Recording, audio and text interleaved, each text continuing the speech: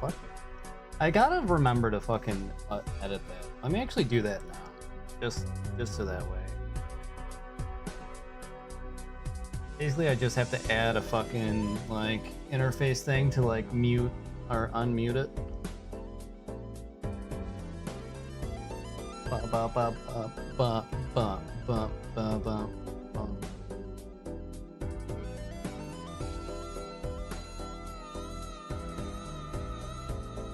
Oh my god, is that gonna short out my stream? Okay, no, we're good. Okay.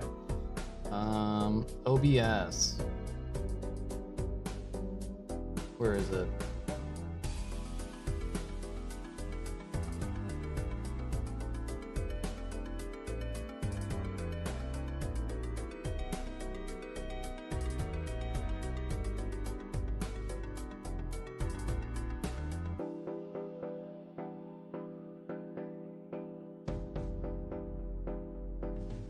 Unmute.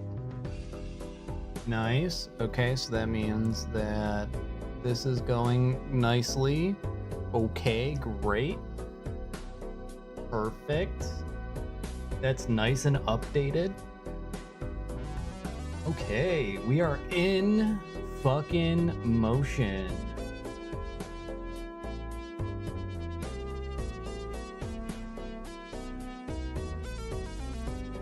So if I go back from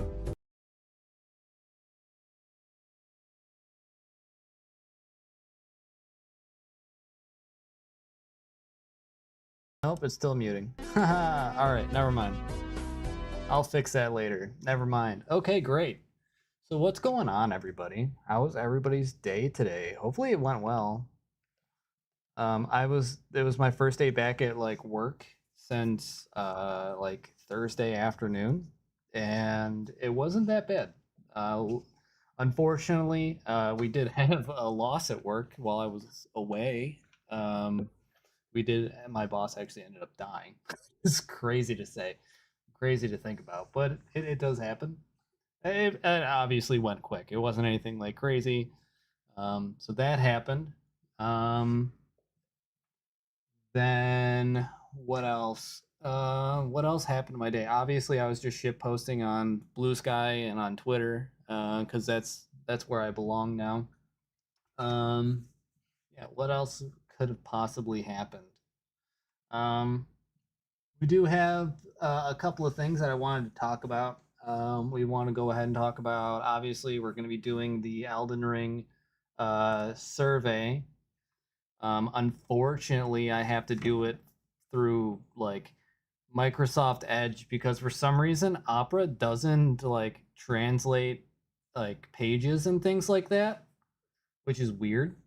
Yeah, so we're gonna go ahead and do that. We'll go ahead and talk about there's the pussification of video games. Apparently that video is popping off right now, and a lot of people have to say a lot of different things about it. It'll be interesting to watch that. While I was shitposting on X today, my post got blocked and banned for saying a very specific word, and they said that it's a slur. It's very clearly not a slur. I don't know why they would ever think that this word that I will be showing off later is a slur. If you follow me on those platforms, you already know what it is. And yeah, so we'll kind of just go from there. Obviously, there was a plane crash today. I don't believe anybody died. I know that there was one person that was like seriously injured, but we'll take that over an entire, airplane full of people dying, obviously. But yeah, let's just kind of hop into it here. So we'll start off. Let's see. We'll go over to this one. Yeah, we'll go over to this one. Obviously, let's just play some more music. We'll just turn it down a little bit at that point. A little bit more. How's that? Is that good? Yeah. Okay. So we'll go over to here. All right. Elden Ring network tests. Okay. So, questionnaire. Which of the following From Software titles have you played before? Dark Souls series, Bloodborne, Demon Souls, Elden Ring, Armored Core. I've never heard of this game. What the fuck is this? Hold on. Can I duplicate that? What's going on, DJ Davila? What's going on, dude? Thank you for the follow.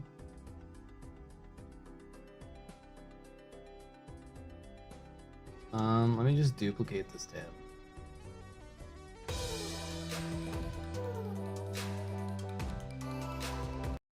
What even is this?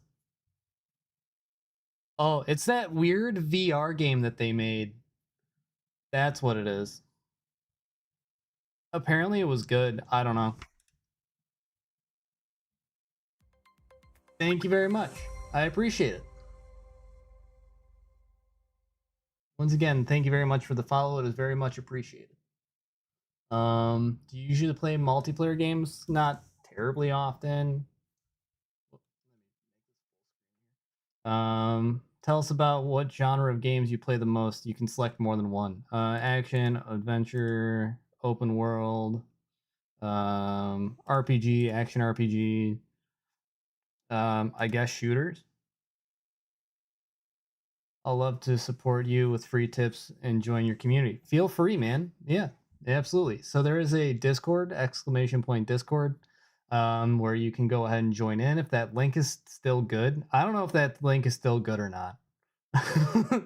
I stopped for a while streaming, and then I'm joining next stream with my friends. Nice. Yeah, please do. Please have them come on in.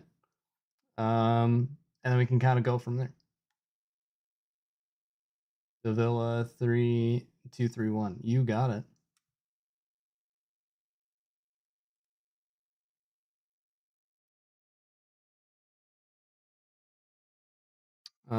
If you type !Discord, that'll should show up, if I'm not mistaken. If not, I can try to add you in later. I'll save that for later. Have you played the Elden Ring Nightreign network test? Yes, I did play that. Why did you play the Elden Ring network test? You can select more than one. Yes. Because I love Elden Ring, because the worldview is fascinating, because the characters are fascinating. I like action RPGs. I've been curious about it. Other. It was very Elden Ring Nightreign satisfaction playing the network test version.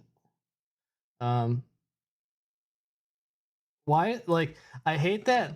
Like this thing. All right, so after the network test, I need to see a progression system that's only able to be progressed by either getting something by killing the Night Lord or just killing it. And Red Tasker has the only other good takes I've seen. So like it was good. Obviously there's going to be some progression outside of killing like the final boss. That's what those like gem things are for, and also that's what those like obol things that you got at the end of each run were for. So there is going to be like some sort of progression there.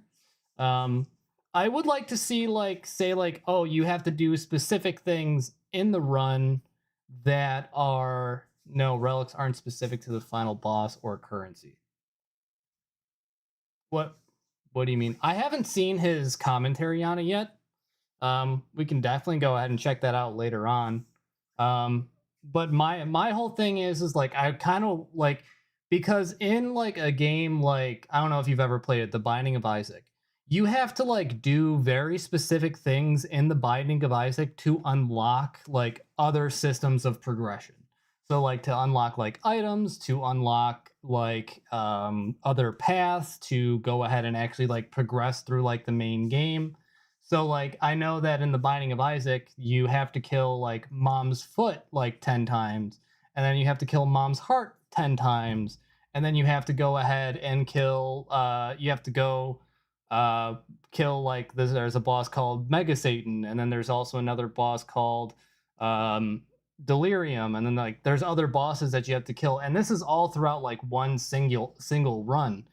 And that's something that I would kind of like to see, as opposed to like just what we got at the beginning, you know?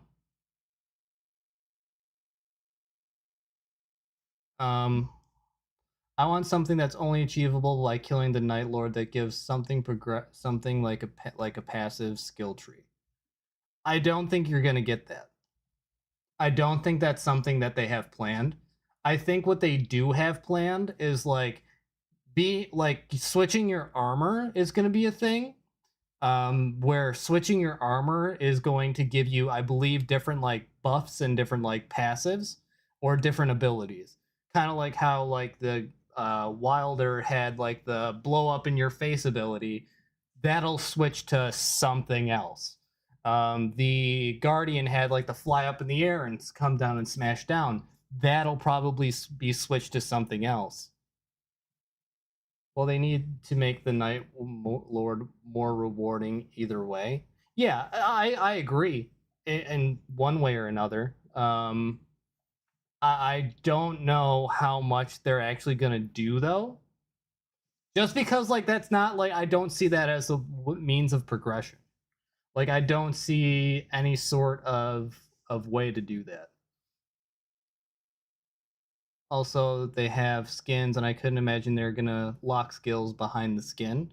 That's typically what a lot of games do. That's like a lot of what like roguelikes and things like that do, is that they lock it to like a specific skin. So that specific skin has those specific abilities. And then as you progress, they'll get different abilities that may or may not be better, depending on your specific play style. Yeah, but what if you want the skin and the other skills? Your SOL, maybe? I don't know. I would like to see more randomization through each run. I would like to see, like, instead of having more of, like, the same... Like, obviously, it was just a network test, and I feel like they were basically just running, like, 3 seeds the entire time. That's going to just piss people off more about customization. This game is not about customization. This game is not about going ahead and making your own character. That's not what this game ever was intended to be. They don't want you to make your own character. They want you to use the set characters that they have. If you want to build your own character, go play Elden Ring, and that's what it'll do. I I think then that's just either a really bad communication between the software developers and the player base. That's a big miscommunication if you think that you're going to go into this game where you're going to be able to build your own character. I think that'll hurt the replayability side of things, but I don't think that it's actually going to affect day to day. Like, I don't think that's going to be a huge thing, honestly. Like, that would be really bad on the developers to be like, oh yeah, you can customize it kind of, and there's no customization in it whatsoever.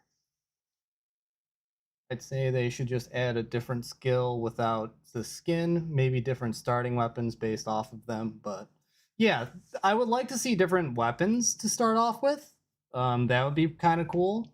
At the very least, maybe like a different great sword or something like that. But also that might tie into like what I was talking about earlier, where like it's like a different skin, where like okay, so like it would go ahead and like instead of having a great sword, you would start with like a great axe or something of that nature. But again, that would probably be skin locked. That might not be. I don't know yet. Again, this is only like we got teased with very little, like so little that like it's really hard to make a bold conclusion about anything other than the game works. It was fun. I liked fighting the bosses. I liked how fast you had to go, and that's really about it. Anything other than that really isn't is still really hard to say. Cuz like you have to remember like during the Elden Ring network test, you were locked into like the first part of Limgrave. Like you weren't able to go down to like the Weeping Peninsula. You weren't able to go over to like Caelid. I think it was literally just like that square and like the beginning of whatchamacallit, and the beginning of the, I forget the name of the castle there, Stormvale Castle. Also, what I want from killing the final boss is even just specific currency used for something other than skins. Unless the case skins do have different abilities, then it would be worth it. Yeah, so that's something that I think is gonna be a thing. Not only that, but it'll probably give you like stat boosts. Like if there is something like that. This is all just speculation. You know what I mean? Like obviously, there's gonna be more currency going around. Um, than just what was there. You should definitely see Red Tosker's takes. They're pretty good.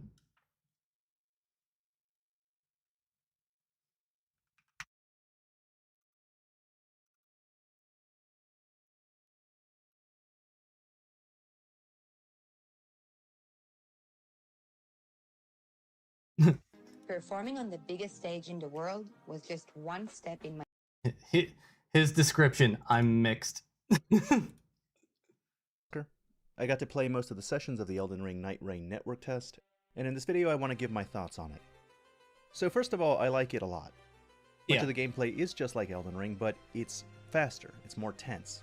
For me, playing Elden Ring or any of the Souls games is kind of a slow experience. I meander a lot, as I craft a build and wander around for long periods of time.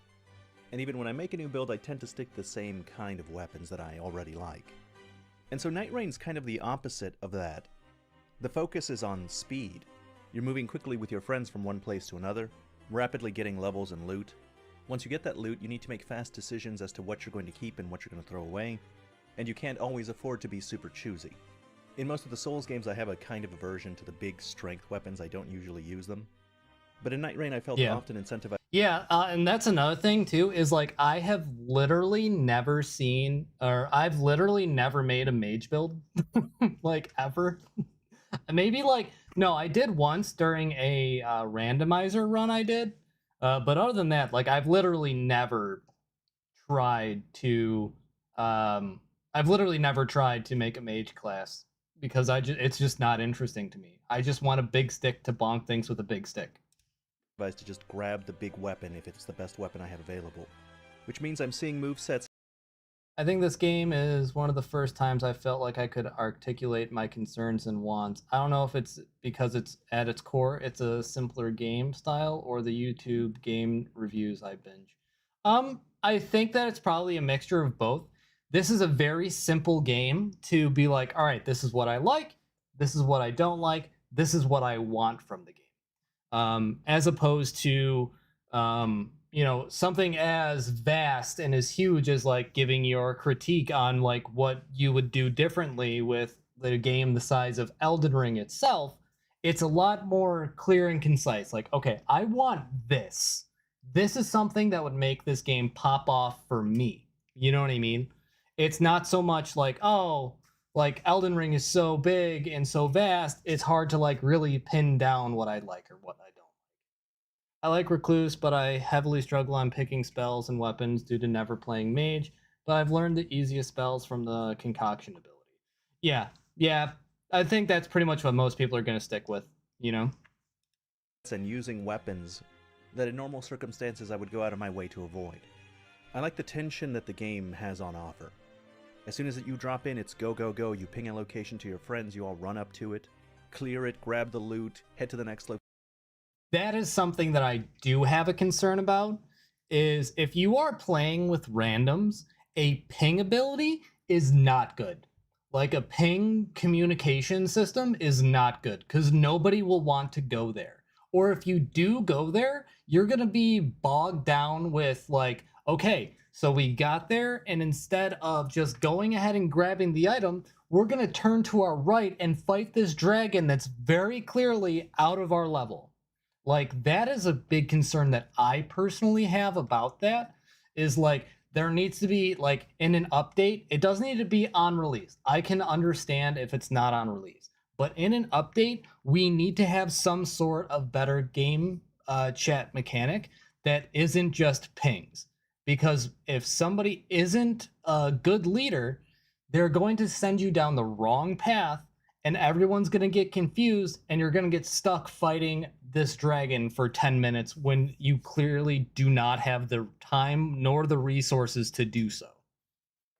I absolutely love the 1 lightning and 2 magic concoction because it feels really good to use. I'll be real honest.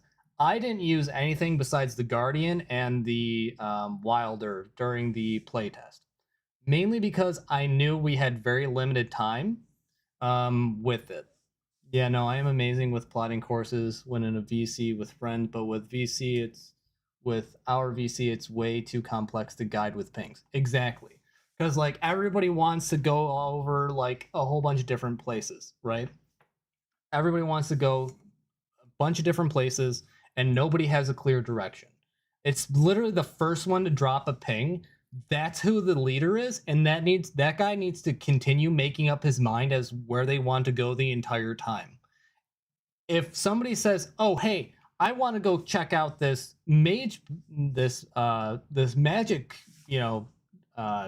trail," no, you don't have time because you're not the leader, and if you start throwing out pings, everyone's gonna get confused.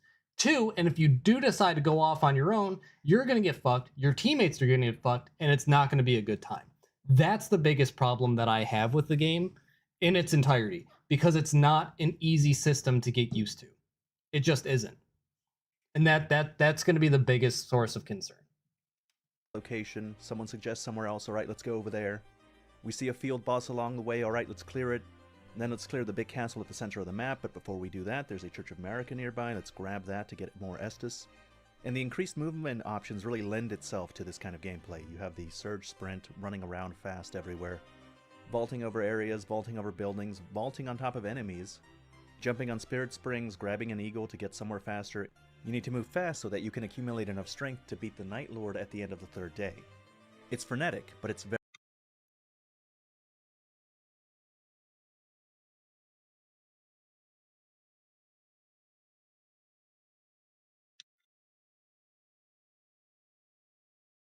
Yeah, another thing that is being so independent on leading your team, you have the possibility of splitting your team as well.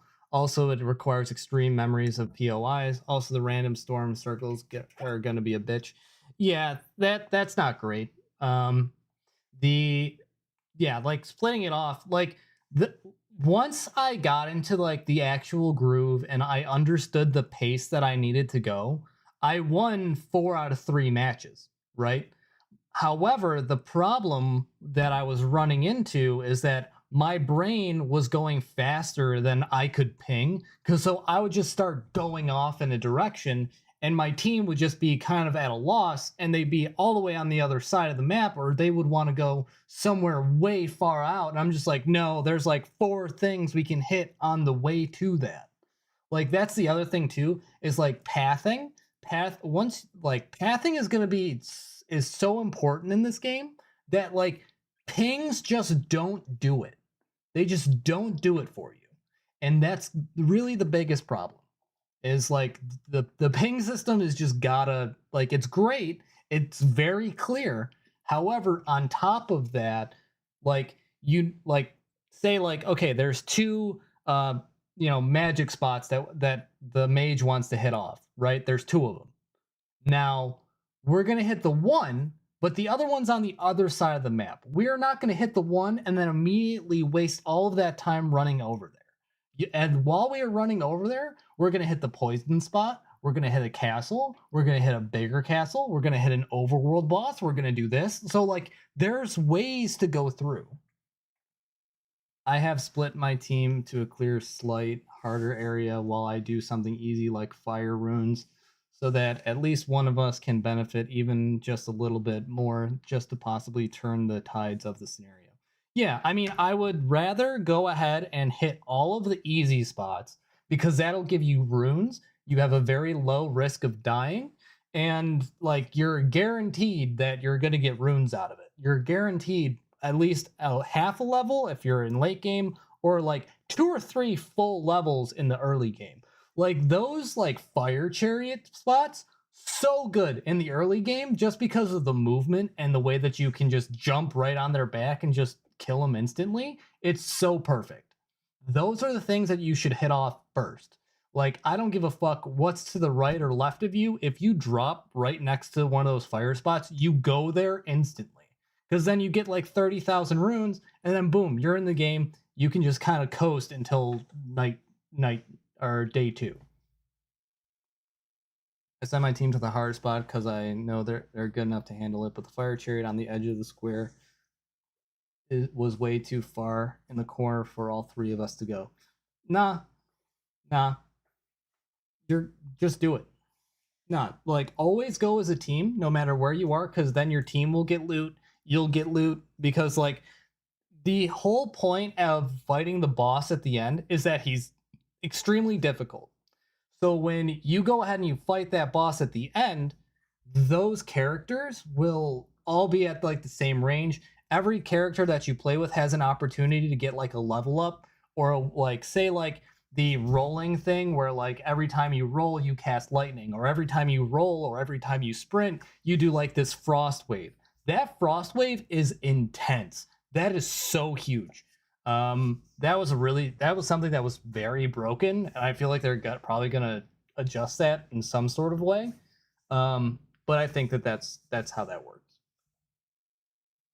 I don't know. I always want, like, my whole thing is like I need everybody together, or else I feel like everything is falling apart. That's just me though. That's probably just a me thing to do. But like I can't have everybody all over the place, because then like say like one person gets downed over there, then that's a level lost that I can't go pick him up at. You know what I mean? I would rather have everybody all at the same level or close to the same level and then go. Very fun. It wasn't until the last network test that I got to play with friends, and it wasn't until you were playing with friends in a group call that the game really opens up. For me, that's the heart of the game. I'm going to try and avoid as much as possible playing with randoms. In the network test, you weren't really able to play solo, but I think it's obvious just from how the game is structured that this game is balanced around group play. In the full game, being able to go in solo will be possible, but I have no confidence that From Software will balance it well for solo play. It'll certainly be possible to clear it solo, but I don't think it'll be fun, no matter how much they scale down the enemy HP or damage. I still think this game will be very fun playing by yourself. A fucking course, I always make sure we're together for anything like the center castle. Yeah, no, I mean, like, in general, I always need to be around. Like, I always need to be, like, as a group. I think I just have trust in my 2 teammates. Only one streams Elden Ring, the other guy was very well experienced as well. Yeah, I mean, like, that's fine. It's just that I would, like, I don't know. It's just a different philosophy, that's all. Damage. At the time of release, there won't be the ability to go in with just 2 people. And I think the reason for that is simply because it's balanced for 3. It's balanced exclusively for 3. No thought has gone into any other number of players. In my opinion, I don't know, man. I fucking went in there with 2 players and we wrecked shit. That was the first. Yeah, I went in with 2 players and I did not have a problem at all. The only reason you'll be able to go in solo is simply because they would have gotten a lot of complaints if that wasn't the case. Now, during the network test, I had a lot of fun, but my impression coming out of it is mixed. I have a lot of complaints, but I'm having trouble assessing those complaints because it's possible that what I'm worried about isn't representative of the whole game, just the network test itself. My biggest concern is that everything in the game is just going to be Limgrave. I'm worried that every map for every boss will just have repackaged Limgrave into different configurations, and that maybe you'll have specific locations that can appear that look, a little bit different, but the overworld, most of the overworld, will just have the Limgrave aesthetic. I don't think so. And I have a big problem with that because Elden Ring has some of the best art style in any game ever. It would be a terrible waste. I think they need to nerf bleed. No! No! Stop nerfing bleed, okay? It's not... bleed isn't the problem. It's the boss's problem that they bleed. It's not my fault. And I mean very slightly nerf the other effects, because it seems like the Knight 2 and Night Lords will be way too chunky. You can't complain of them being too chunky and then also saying they need to nerf all the other effects. So like that's kind of my thought process there is like you can't have it both ways. So either the bosses are chunky and it's going to take longer and like you're already very limited on resources. So like the max like flasks I ever had was like 6, and that was hitting with most of the churches of America that we found. I would say that um, at the very least, test around poise. I would say that they can decrease poise because dude, all of the characters were jumping R2ing the entire time, and like nothing would break them. Nothing would break their stance. Nothing would do anything. Like I would even go ahead and use Wilder's like explosion punch thing, and like it would only stagger him for like a slight second, and then he would get back up, and then just he would be fine. You know, I think they need to turn down the poise a little bit. Maybe I'll give you it. Maybe slight nerf on the bleed. All the other ones can stay the same, and we can go from there. I think that you should be able to invade other players. I think that would be really interesting. They have the poise for when the dogs are separated perfect, but together it's way too much. Yeah, I would say that, yeah. Like even Morgoth, I'm sorry. Morgoth should have his poise turned down. I really liked how they changed the Morgoth fight, but not all that much. But as Ratatoskr was saying here, though, it's definitely not going to be the same map every single time. It's just not. We've kind of seen it in some of the trailers already, where like they showed that like lava area. They said that there are going to be like poison swamps. There is going to be there is going to be like a Caelid map. Like that's not something that I'm worried about in the slightest. I think that'll be perfectly fine. And extremely repetitive to only have the Limgrave stuff used throughout the entire game. What I would want is that this Limgrave map is tied to this boss, Gladius. But if you choose, let's say, the second Night Lord to fight, maybe his map doesn't look like Limgrave at all, it looks like Liurnia. Maybe the third one looks like Caelid, maybe the fourth one looks like Altus Plateau. Making use of that place's yellow trees, its architecture, its encampments.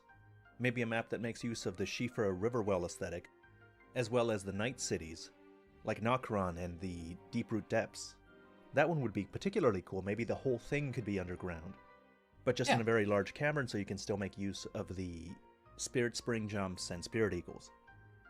In the Elden Ring Nightreign trailer, it shows several locations that do look pretty distinct. There's an environment that looks like Caelid, where you can see the Duke's Deer Freya. Then there's one where you seem to be deep underground and it's covered in lava everywhere. There's also a place that seems to be using Eternal City. Oh, shit. You want to know what that is? I think I just figured out what this place is. This is Lost Izalith. I think this is Lost Izalith from Dark Souls 1. I don't know why. It just like I feel like this is Lost Izalith just because of like the architecture and the lava, and they have the centipede demon everywhere. There's also a place that seems to be using Eternal City architecture, but above ground like Celia.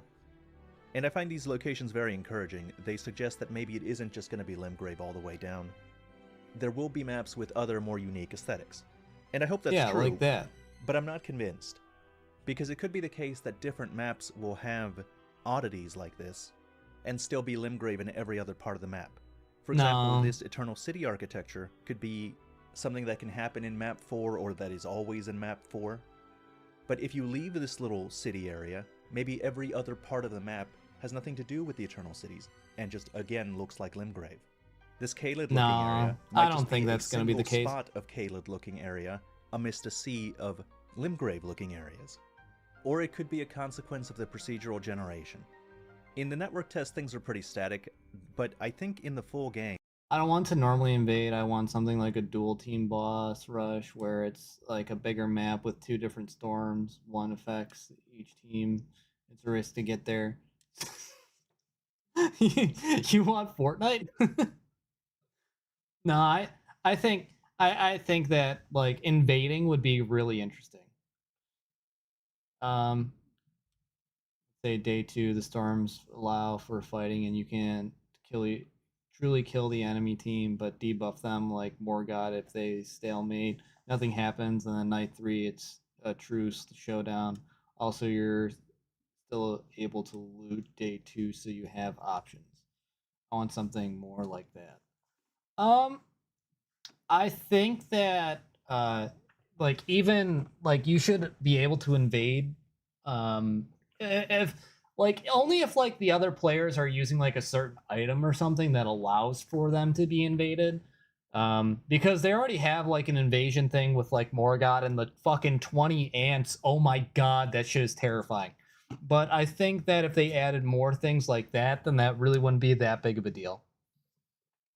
But I think like adding invasions is a simple, easy content fix. Like, okay, yeah, you guys want more content? Here's PvP. Just throw it in there. Because they already have the system for it. I don't know if it's like worked into the game or whatever, but I still think that they should have that at the very least. There will be a chance for things like some kind of lava castle or a lava area or a swamp to appear in certain parts of the map. And those different locations might be large and might be very distinct looking, but that doesn't guarantee that the whole map is going to look like those specific areas. And if I'm right, if the whole area looks like Limgrave for every map, that's going to be a very big problem for me. It's going to be a serious point of contention. I am not interested in looking at 8 different versions of remixed Limgrave over and over, especially when the rest of Elden Ring has so much really great locations to draw from. Give me remixed Liurnia, remixed Altus, remixed Mountaintop, remixed Volcano area. Don't just give me Limgrave. Now, another complaint that I have, again, might only apply to the network test, and that's that the map that we were given access to was pretty repetitive. I think in the full game there will be some element of procedural generation, and things will not always spawn in the same place. But in the network test, the enemies were always in the same place, the structures were always in the same place. The map, for the most part, just didn't change. At least not in meaningful ways that I could tell. Well, that's not entirely true. There were very light elements of things moving around. Sometimes you would go to a boss room and there'd be a Crucible Knight, and then other times you'd... Nah, you need more variation than that. I think it's already built in. It's like, as he pointed out, it's in the trailer. Like they already have it in there. That's going to be something that's there. Again, I think that they were swapping between 3 different seeds, and that's really like maybe 6 different seeds of like different runs, and then they kind of built off of it from there. Go to that same boss room and it'd be a Misbegotten. Sometimes you go to the top of the castle in the center and there'd be Loretta, and then sometimes it'd be a Godskin Apostle enemy. And then occasionally one of your party members would be targeted by Margit. And that one was really cool. Those are always fun when that happens. But other than that, the static map gets very repetitive quickly. In the full game, I hope that something is done for this. Either that you don't get the same map every time you choose the same boss, or that these little encampments don't necessarily have to have, or even be encampments. They don't have to have the same enemies or be encampments at all. There is some chance it could be something else, so that each of your runs feels more fresh. And if that happened, it would probably address my other complaint. Yeah, he's pretty easy to choose. A little too easy. But that easiness is probably a consequence of things not changing. Since things don't change, I know where to go by the end of the network test. I know where to hit up to get stronger. And with no surprises or deviation, nothing is really putting me on the back foot. I can reliably get to level 15 with strong weapons by the end of the 3rd day, if I know where everything is. That extra bit of randomness is very important. Finally, my last concern, well, it's not even a concern. Information that I would like to have at this point is about the story. I am a very story-oriented person. Even if a game is mostly focused on gameplay, some semblance of a story is necessary for me to really enjoy it. And at this moment, now that we understand, kind of, how Nightreign is going to play, I find myself really needing to know why these things are happening. Why is the Nameless King there? Why do my characters care? Why are we fighting the Night Lord? Is there going to be an emphasis on story? even if it isn't tied to Elden Ring. At the moment, I'm working under the assumption that Nightreign is not going to be important to Elden Ring. It's not going to have any information that will help Elden Ring lore people. Yeah, But it doesn't have the hippos are a really easy kill to do. I've compared Nightreign to Hyrule Warriors quite a bit, and I'll use that comparison here again. In Hyrule Warriors, that game has its own story. There are events that are happening there that are important to Hyrule Warriors, but that aren't necessarily important to the games that the characters come from different parts of the... That wasn't the only thing from the DLC. They did have other things. Right? They must have. There's no way that was the only thing from the DLC. I'm trying to think now.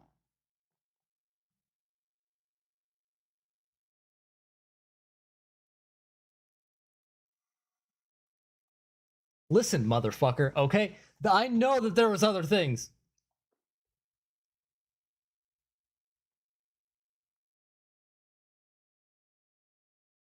Yeah, because they're like the weapons weren't even... They didn't even have like weapons from the DLC.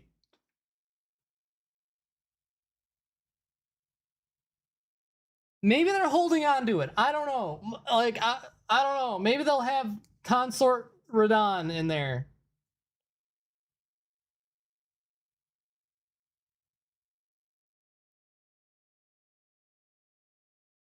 Yeah, I literally can't think. Was there a building maybe from the DLC? No. No, there wasn't. Hold on. I gotta pee real quick. Hold on. I'll just let this finish out. Timeline in Zelda. So that really is, a Princess Ruto from Ocarina of Time, and that really is Zant from Twilight Princess and Girahim and Midna. And it's fun to see them interact, and it's fanfiction-y, but there is also a story of Hyrule Warriors that is exclusive to it, that matters to it, even if that story doesn't necessarily matter to Ocarina of Time and the like. And something along those lines is what I'm hoping for with Nightreign. Even if the story has nothing to do with Elden Ring, I would like it to stand on its own merit. I would still want it to be good by its standards. The game is bearing Elden Ring's name. It's using its locations, its assets, and apparently has the same history up until the Shattering, at which point it diverges. And I think that gives it a certain responsibility to be good. And I hope that the people working at From Software that are working on this game understand that. Alright, that's the end of this video. As always, thank you very much for watching. Yeah, I think that's the case. The hippo is just added in as like an overworld boss that's like really easy to get.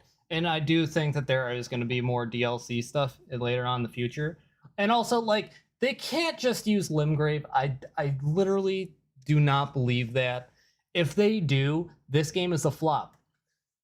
I'll be the first one to say it. If Elden Ring Nightreign, if the only map they have is Limgrave, it's a flop. I will say I'm so far a fan of the boss reworks. They did them really well, except for the fucking Draconic Tree Sentinel. You should not have two horsemen. They need anything else for that. If you just parry him off the horse, it's not that hard. You can parry them off the horse. And they're just on the ground. They are a little chunky, though. Like, they are not your standard just knights. I feel like they could probably be that. The DLC adding new maps at the very least. Yeah, like something. Like, we literally would just need something. But, like, if the game would be a flop if it doesn't have more maps than just Limgrave over and over and over and over and over and over and over and over and over again. Like, that's not gonna fly well. Like, that is not something that would be seen very light upon. I do agree with a lot of what he says here. You gotta remember the Draconic Tree Sentinel also has the Ghost Horsemen as well. Yeah, that's kind of like the other, that the Duchess ability, where he just like kind of brings them up for a second and then they go away. That's really not that big of a deal. I thought that was actually kind of cool, to be honest. But other than that, it's really not that big of a deal.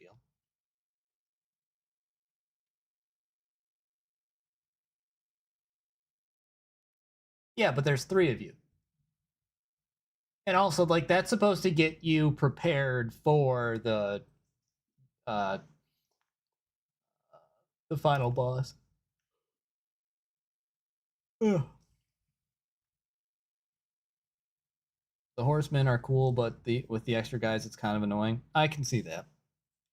I can see that. All right, let's finish this up real quick. Satisfaction with playing the network version. It was interesting. What do you think about the worldview? Satisfaction. Satisfaction. Network text difficulty level. See, I hate that it's difficult and interesting. Oh, Andrea Pierre, thank you very much for the follow. It's very much appreciated. I hate that it's easy and interesting, difficult and interesting. I'd say easy and interesting. I don't want to say easy and interesting. Like, it's not easy. Like, if somebody was brand new to this game, and I'd be like, all right, yeah, go ahead, have your fun. I feel like they would have a harder time with this game than they would with Elden Ring because they have no fucking clue what anything is. Done. How is the battle with the boss Gardeus, the Beast of the Night, on the 3rd day? Difficult and interesting. About player character operability. Highly recommend. I would love to see Shadow of the Erdtree map version with the little quadrants, but with no fucking boring finger zones. Like, they just take like a little bit of piece from everywhere. But that's just kind of like, that's the one thing. There's like the shadow planes or the gravesite planes. That's pretty much the entire map, except for the finger areas and Midra's area, and then the Corellan coast. Everywhere else is pretty much the exact same like ground layout. Like Mesmer's area, same ground. The Gravesite Plains, same ground. The fucking the place with like the Romina, same ground. I like more of the green zone then.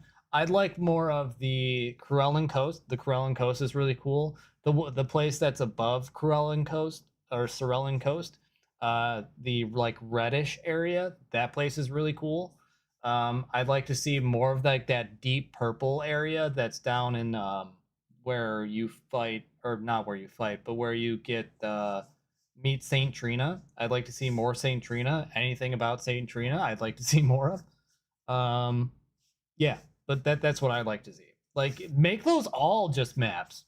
Like, fuck it. At that point, you know, like there is so much you can do. The opportunities are essentially endless with this game. You can literally do fucking anything. And if they literally limit it to Limgrave, it is a flop. Yeah, that's what I'm saying. Those labyrinth areas, all of that cool shit, that'd be awesome. About character actions. Satisfaction. Battle with the enemy. Highly recommend. I think that just means combat. About the character pursuer. Who the fuck is the pursuer? I don't know what that is. I feel like that's supposed to mean Wilder. I would highly recommend that. Highly recommend that. Ordinary. Actually, like, dissatisfaction. Too weak in the beginning.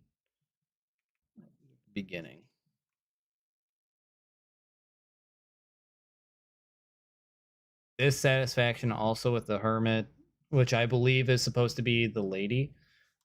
like I feel like since this is asking about like the characters like that you play as, I feel like the pursuer is supposed to be the wilder guardian, obviously guardian. Lady is supposed to be the fucking duchess, and then yeah, this is the Japanese one. This is the only one I have access to. I don't know where the other one is. And then the hermit, I feel like, is the recluse, and the recluse is too hard to get a handle on. Too much crazy. Did they email us an English one?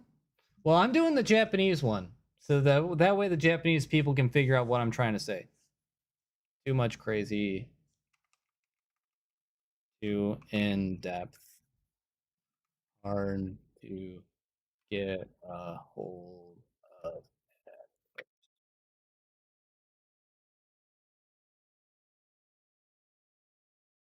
Um, about skills, satisfaction.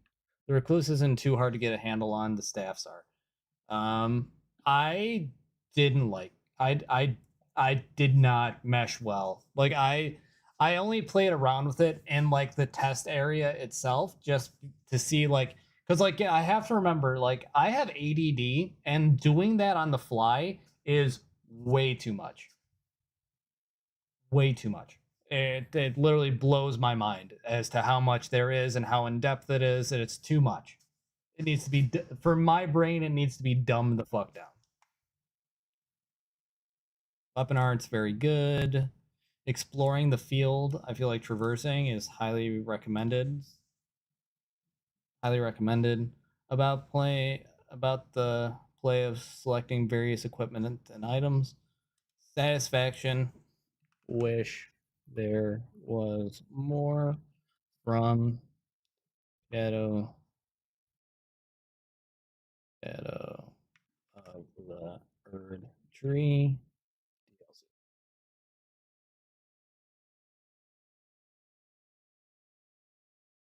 Satisfaction again. Incidental effects, so passive effects. Good. Menu UI. Ordinary. Need to see flasks clearer. Need to see.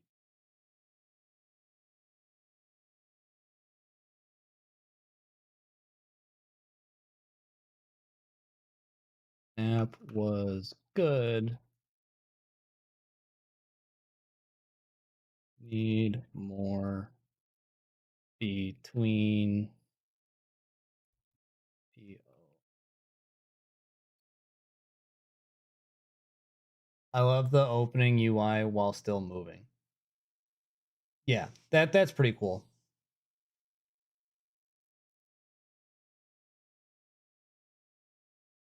Also, it shows you flasks in the top left. Yeah, I know, but like it's a very small window, and I don't like that.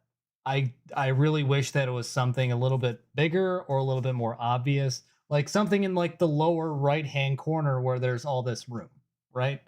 That would be like a good spot for it, like in this corner, like right here, look, in this corner, like right here. There's a lot of room here that you can put like just like a box of how many flasks you have. Like up here at the top, like it's basically that size. This is how big it is. I need it to be bigger than that. It because then like I'll go ahead and try to hit my flask and it's not working, you know? And again, that's just like a nitpicky thing.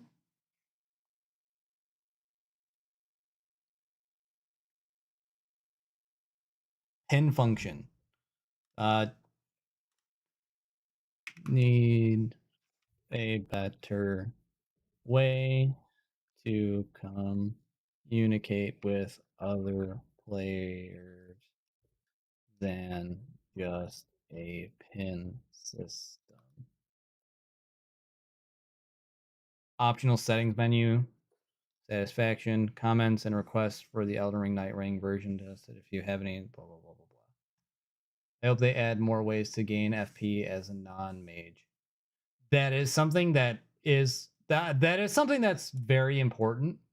I don't know. Yeah, like they need to have something there. Like, cause what are we doing then? There's a certain relic that adds up to Recluse when opening Mage rises, and holy shit, their bar is massive.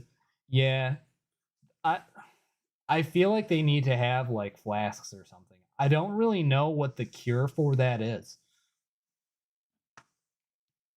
Because like we definitely don't want to go back to like where staffs have like a certain amount of charges, because then you need to go find another staff and things like that. I think that there might need to be like different talismans. There needs to be something other. Like I don't really know how do you recover FP? Like was it just like running around and like finding things? Make more starlight shards, I guess. Make those less rare for sure. Because then like not only are your consumables full of starlight shards, you don't have time, you don't have room for any other consumable. Especially if you're using massive spells that take a lot of FP. Maybe if you kill a boss, then that like recuperates your FP. That would be something interesting.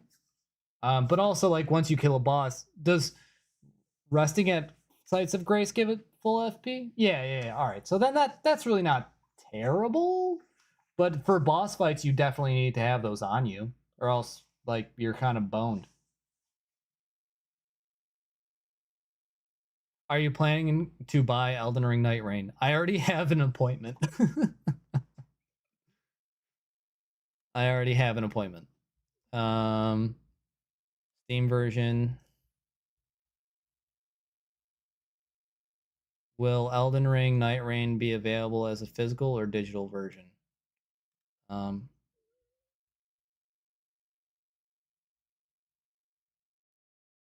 Download. I'll probably get the deluxe version. Please select your game hardware. You can select more than one. PlayStation 5. Tell us how many games you have purchased in the last 1 year. Dude, I don't know. A lot. 7 to 12 maybe? 6 to 10 hours? No. I play games every day, so I guess like 20 or more hours. 20 or more hours. Please select the social media that follows the official account of From Software. X.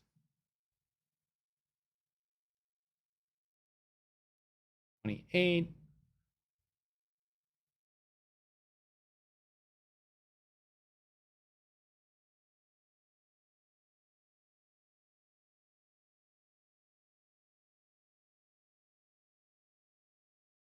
All right, so we finished that up. That is done diddly umptious. So yeah.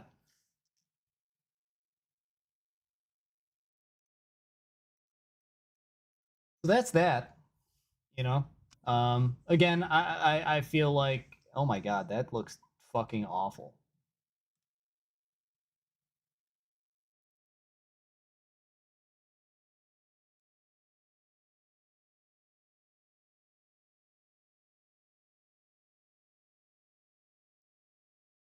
That looks better.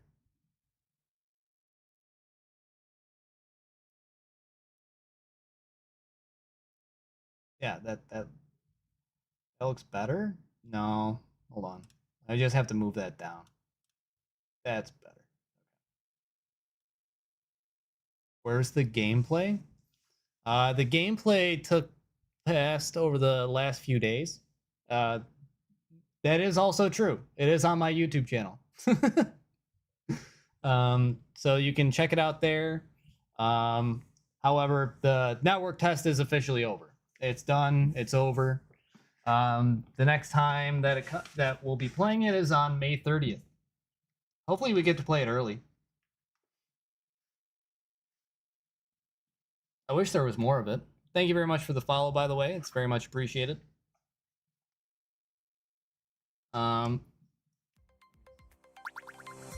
Why is that so fucking delayed? Holy shit.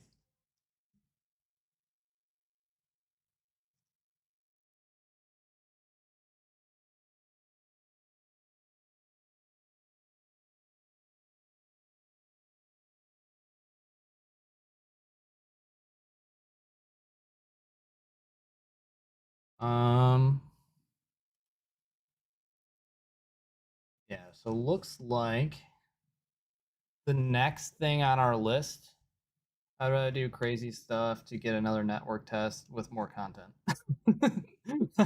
Listen, just go to Japan and talk to just talk to him and be like, "Hey man, listen, okay? I'm dying and I am also dying to play your game. Can I just play like the whole thing real quick?" I have cancer. So can I play your game? That'd be pretty funny.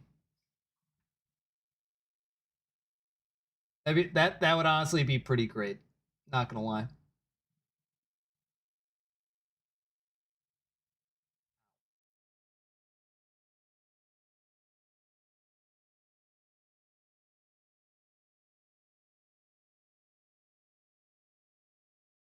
Well, see, you're already clear. You already know like what to say.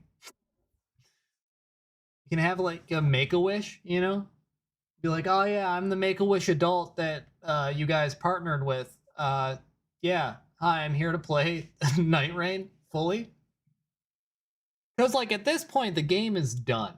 Like they might do like some tweaks and things like that, but the game is done. The game's ready to fucking ship and send out. Um, I feel like they're just waiting for like their most opportune moment to just like fully send it, and then it'll be done.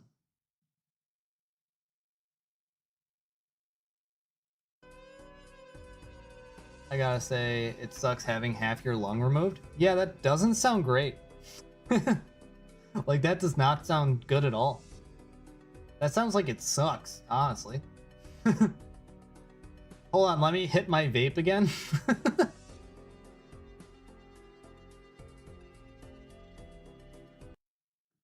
You know? Oh my god. That's crazy, man. Doesn't suck as much as it blows? Well, you definitely can't blow.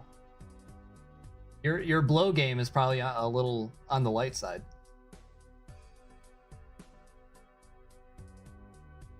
That's for sure.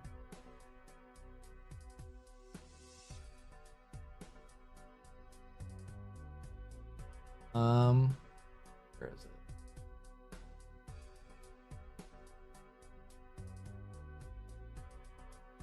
Oh yeah, so I guess the next thing that's a topic here is going to be going ahead and discussing a very important. Ryan Reynolds is going to be disappointed. Why? What did Ryan Reynolds do?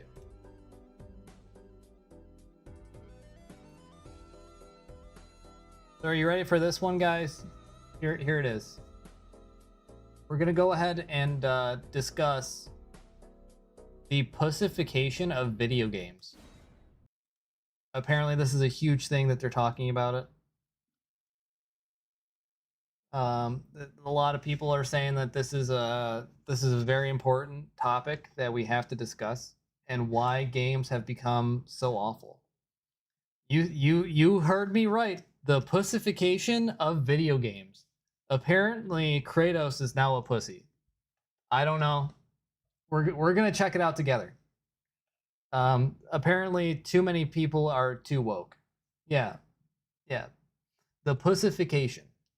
About the great pussification of video games that has happened the past 20 years. This is Is gay. it a soy-based diet doing this? Is it the rise of OnlyFans simping doing this? If you have recently had the thought, I wonder what new pumpkin-flavored items Trader Joe's has, be careful, my brother in Christ, you might be gay now. But if there's one thing that is straight as hell, it's the rock-solid video games of the 2000s. Your Gears of War, your Medals of Honor, your Chronicles of Riddicks. These games Dude, hold on. Is this actually rage bait? Like, is this guy actually being serious? Like, I can't tell. Like, I feel like Gears of War is probably a little bit woke, right? Were masculine as hell, and we want them back, and we're boycotting video games until they come back. We want them I back. recently saw this disappointing photo of Phil Spencer being. It's not the problem of pussification, it's the problem of monetization and bad game directive. True. Yes. It is very much the monetization problem and bad writing. That is the biggest thing there. Because like I played Dragon Age Vanguard. The game itself was good, but the dialogue writing was awful. How do you compare the two?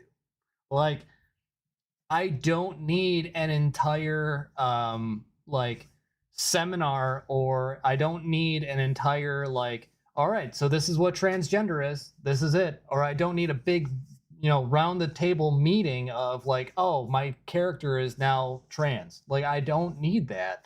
And most people don't want that. I'm not saying it's bad. I'm not saying like, oh, this is what ruined the game for me, but this is just an example of how bad the writing is. You know what I mean? Being pushed out of the photo by two domineering girl bosses who are probably unfulfilled because they're trying. Miyazaki avoiding the writing, but not telling you that. Okay, but like that's also like a perfect example of what I'm talking about. Marika and Radagon are the same person. Technically, they're like trans. Like they're like Elden Ring is transcoded as fuck. Like, because not only that, but then Mikola is also a gay femboy who loves Radon, and then literally steals him to be his king consort or whatever. And then Saint Trina is his female counterpart. Hey, I don't know what's going on in Japan. I have no fucking clue. But hey, why not? Miyazaki likes feet. I don't know what that tells you about them being trans people or not, but hey, that's not my problem. Also, femboys W. Exactly. Why not? I don't give a fuck. I just want it to be written well. To succeed in the corporate world instead of having children at home like God designed them to. Well, hold on. Two domineering girl bosses who are probably unfulfilled because they're trying to succeed in the corporate world instead of having children at home like God designed them to.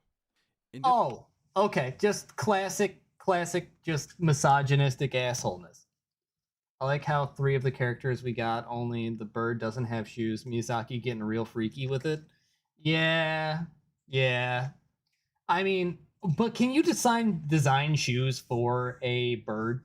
I'm just curious. Like, I don't know. Do they have bird shoes? Shoes for birds?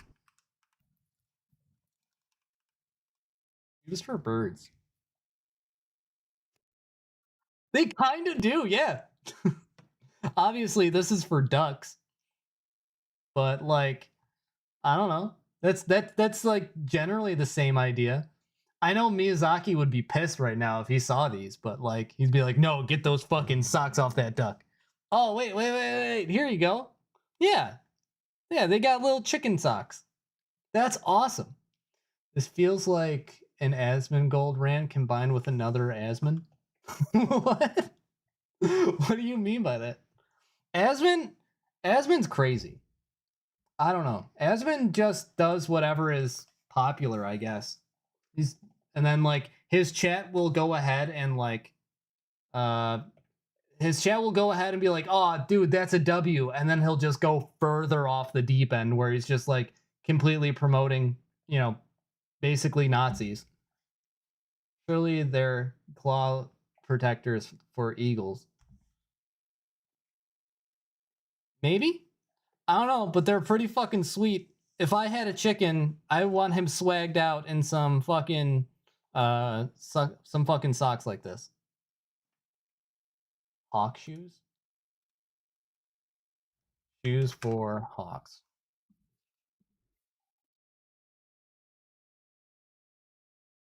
No, not like Hawk. Oh, damn it. You can't look up Hawk anymore without finding Hawk Tua.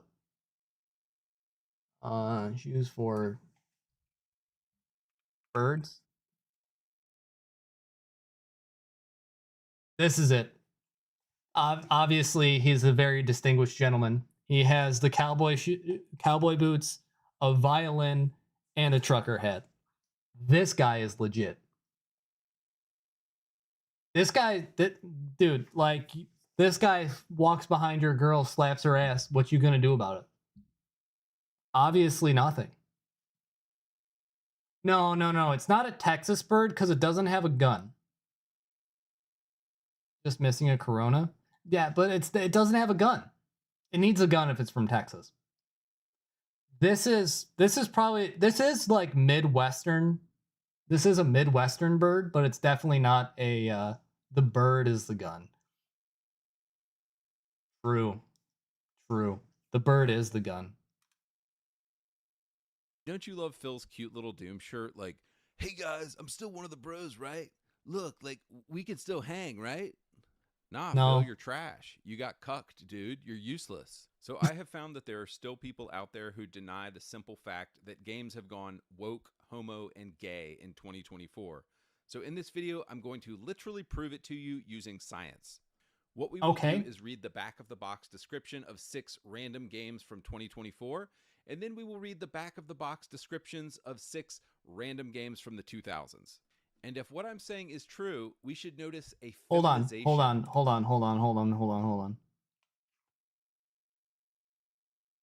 So we have 6 action games and then 6 very clearly not games designed around the same things that these are designed around. I guarantee you this guy's main point by the end is going to be Space Marine 2 is good. Yeah, he's going to be like, actually the way that the Space Marines like are designed and set up are actually like the best way to design society. Even though they're in like a fascist dictatorship and like they don't really have any like anything like that. They don't have any freedoms or anything like that. I own the Elden Ring disc case. The back's dope. Yeah, dude, like look, like that's what I'm saying. Is like he's like very clearly cherry picking like these 6 titles to go ahead and be like, see, they made it fucking gay. But no, it's not that they made it fucking gay. You picked gay games. Like, okay, yeah, like this one's very clearly for like the sector of people that just like want an action game or they want to kill things.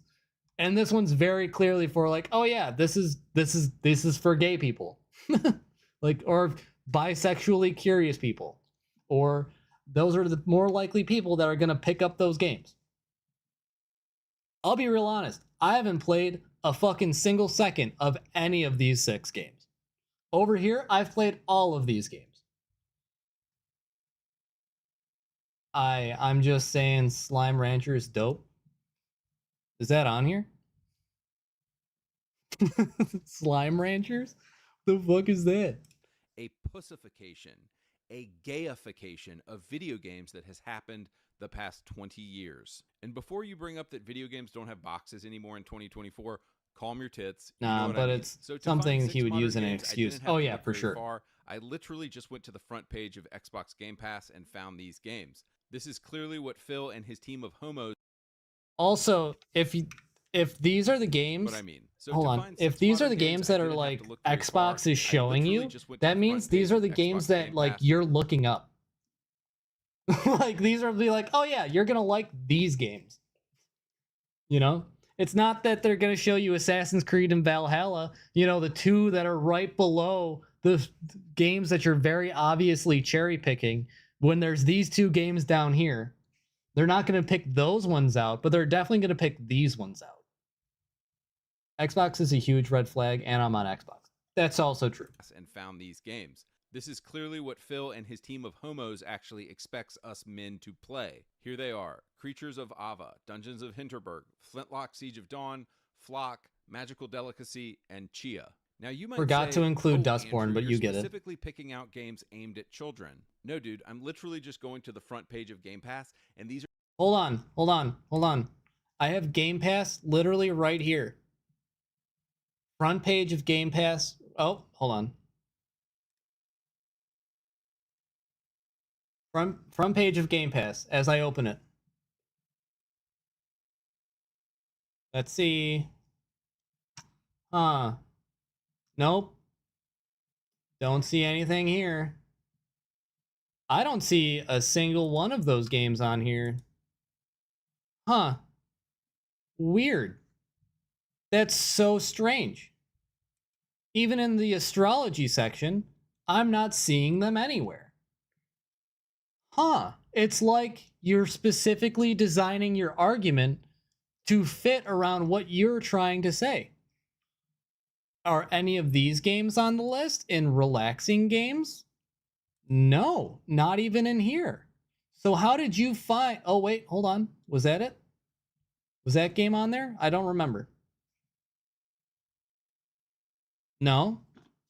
I just want to... We're at 206. I just want to go back and find the 6 games that he had up there.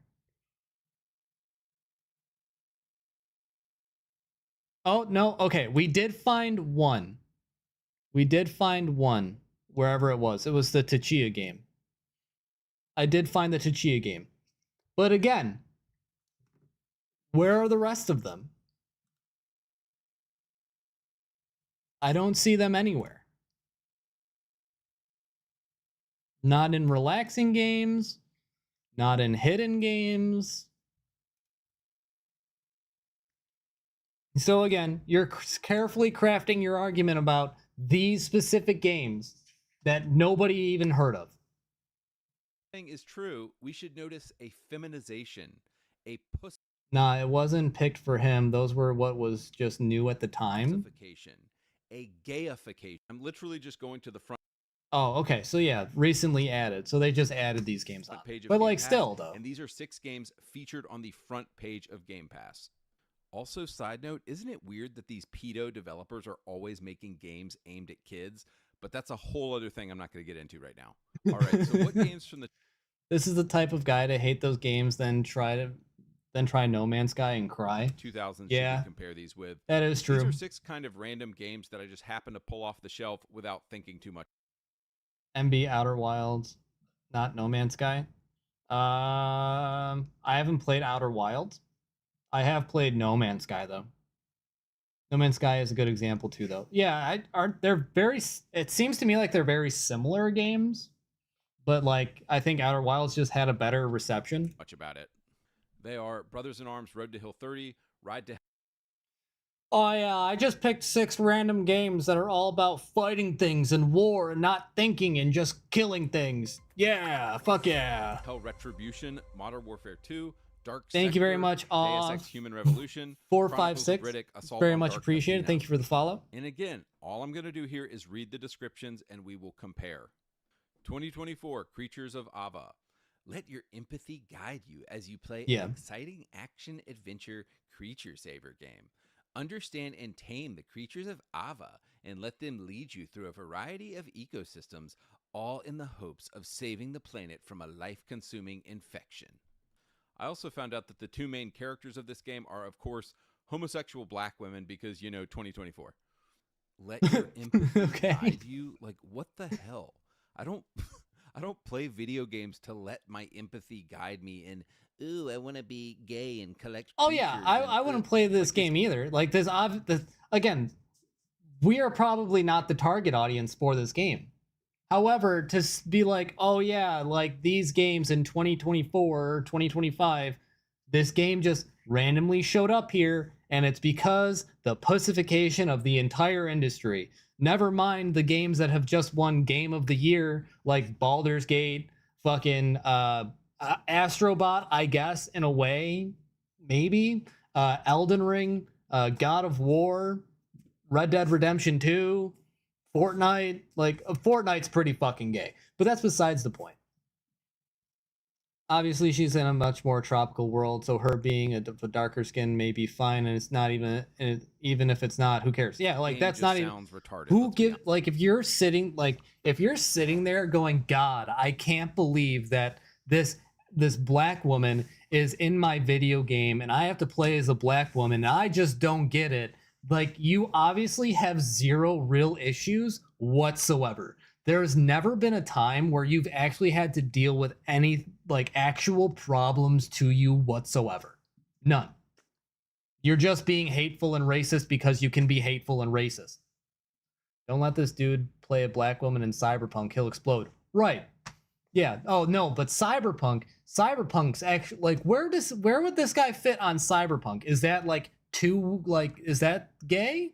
Because you can make gay options in that? Is Baldur's Gate gay because you can make gay options in that? Or is that just like a player choice and not this and not whatever this is? You know what I mean? Like, obviously, having any sort of emotional depth to your video games obviously makes it so that way it turns you into a pussy and a soy boy. Cyberpunk's is like center of the road for him. Nah, there is no center of the road with these people. Either it's all the way to the right where it's just like, no, can't play this whatsoever, or it's all the way in the other direction where it's literally just like, I feel nothing and I kill everything. That's basically what it comes down to. Baldur's Gate would be gay to him due to what the game's based off of and the gay vampire guy. And not only that, you can fuck a bear. Like, you can just straight up fuck a bear in that game, which is pretty nuts. I don't see this game letting you fuck a bear. I don't see this game like actually letting you make the logical decisions about fucking another dude. Like, I don't see that in this game. Like, God forbid, okay, you just want to play a creature capture game where it looks cute. Okay, what's that? What's the difference between this and Pokemon other than this probably looks better? You know? We don't talk about the bear? True. Honest. So now let's compare this with a game from 20 years ago. 2005, Brothers in Arms Road to Hill 30. The back of the box says this: they would sacrifice everything except each other. Like, damn, dude, just grabs you by the balls. Like, that is the back of a box. I'm like, okay, what do you mean by that? Now. That is a dope intro for a back of the box. It goes on: the night before D-Day, 1944. The paratroopers of the 101st Airborne Division are dropped into Normandy and scattered behind enemy lines. As Sergeant Matt Baker, lead your squad through 8 harrowing days that will define history and unite you forever as brothers in arms. Like, okay. Bro, like the balls of these games description. I have to go play this game now. See, this is what's honestly missing from the 2024 homo trash. Like, nothing is good anymore. Nothing grabs us. This is why video games profits are down. And they've completely quit catering to their base market of men. Next game, 2024 Dungeons of Hinterberg. Armed with a sword and a tourist guide, explore the beautiful alpine village of Hinterberg and uncover the magic hidden within its dungeons. Master magic, solve puzzles, slay monsters. All this and more awaits you in Hinterberg. I mean, granted, this game looks like shit. Like, this game does not look good. This is probably like a single A game. Like, I'm proud of them for making a game. They made a game. That's what they wanted to do, and they did it. However, like, okay, I like swords, but based on the game's art, this art direction is fucking awful. Like, I don't like that style of art. I would never actually wear this. We for sure have a man who dresses in women clothes on our team. Style, I know within the first 5 minutes, we're meeting somebody's non-binary boyfriend. Like, nah, dude, I'm good. Now compare this with the 2013 masterpiece, Ride to Hell Retro. Hold on, what did that say? Good. Now homo trash. With the 2013 masterpiece.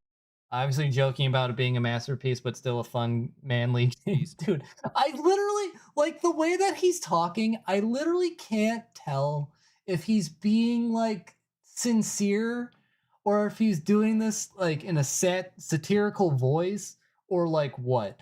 But, like, the way he's describing things is just so fucking funny and just, like, awful. like no one in their right mind is literally going, yeah, this game wasn't a masterpiece, but it's still a fun, manly game. Ride to Hell. Like, there's no way. The box says this: 2 fists, 2 wheels, no rules. Now, it's a little cheesy, but I already know one thing: this game has balls. But it gets better.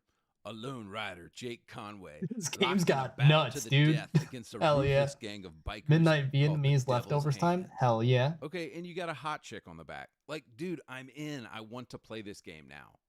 These 2024 games will be 3 sentences long and still can't grab my attention. And then with like one word, this 2013 game completely has me by the balls. Like, guys, it kind of makes me sad that America actually used to export like cool stuff to the world.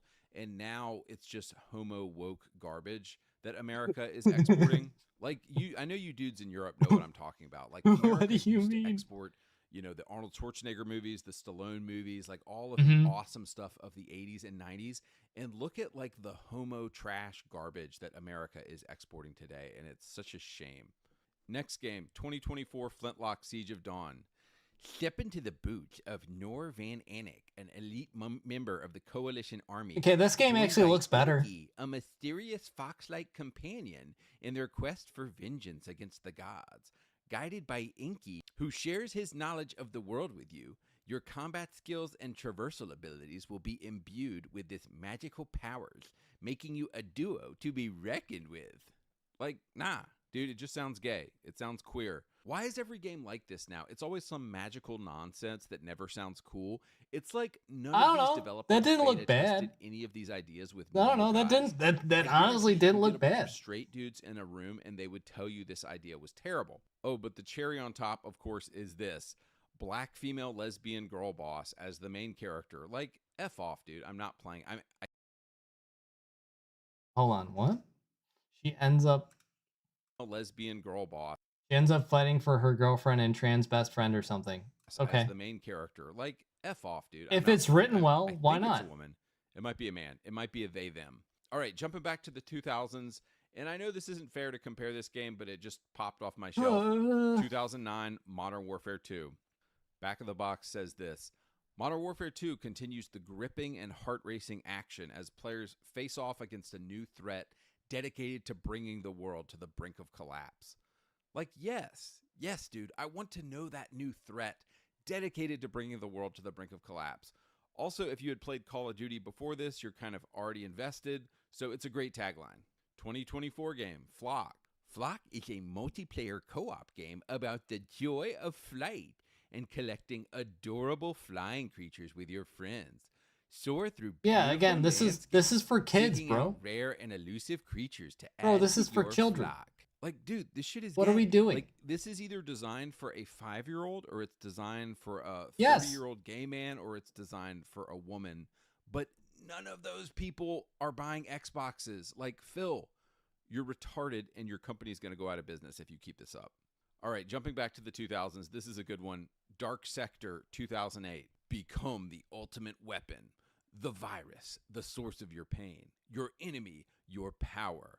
Unleash the deadly power of the glaive and become the hero. Like, dude, Cool, bro. there's You that's have the a back of banger box right there. or a Now fucking I'm boomerang. intrigued. Now I'm like, whoa, a virus? My power? What is the glaive? Like, what is this about? I want to become the ultimate weapon. Like, in the 2000s, games were made by straight dudes. And in 2020, games are made by mostly gay men and women. Like, it's that simple. No, games are just made by Men, everyone. Actual straight men, we want power. We want cool weapons. We want, you know, deadly powers and glaives and becoming the ultimate weapon. That sounds cool. But if you're a gay man or a woman or a child, none of which are people who actually play video games, then you want to collect adorable things. There's It really no comes way down. this guy is actually serious, 2024 Magical Delicacy, and No I've made fun of way. this game before. A wholesome pixel art platformer. Cook magical Also, delicacy. that game for kids is definitely targeted to a very specific woman demographic. Yeah, a fucking 10-year-old. like, there's no way. Like if somebody is actually out here playing games, it's not like they're out here playing like that type of game. You know what I mean? Like, they might pop it on to be like, what the fuck is this? It's not like they're gonna be like, oh, this is the best game ever. You know, like, they would like it, but they would never be like, this is the best thing on God's creation. You know? Like, there's no chance of that. Ever. There's no way. I feel like somebody would be like, oh, that's cute, and play it for a couple hours and then stop. Keys From a vast collection of ingredients in your own shop, explore an unfamiliar town and deliver tasty treats to the townsfolk. Like, no, dude. Yeah, this is just What the Diner fuck? Dash. Yeah, no straight guy has ever thought, I want to deliver tasty treats to the townsfolk. That is something. Why are we putting men in boxes though? Like, even if it's a straight dude, like, yeah, like, what if this motherfucker really likes cooking? This guy would have a love-hate relationship with Hades. Oh my god, do not bring up Hades with him. He would lose his mind. He'd be like, oh, but it's gay, but it's cool, but it's gay, but it's cool. Like, he would literally go into, like, fucking, like, short circuit mode. Like, hold on. Let me see if I can pull up the best thing for it.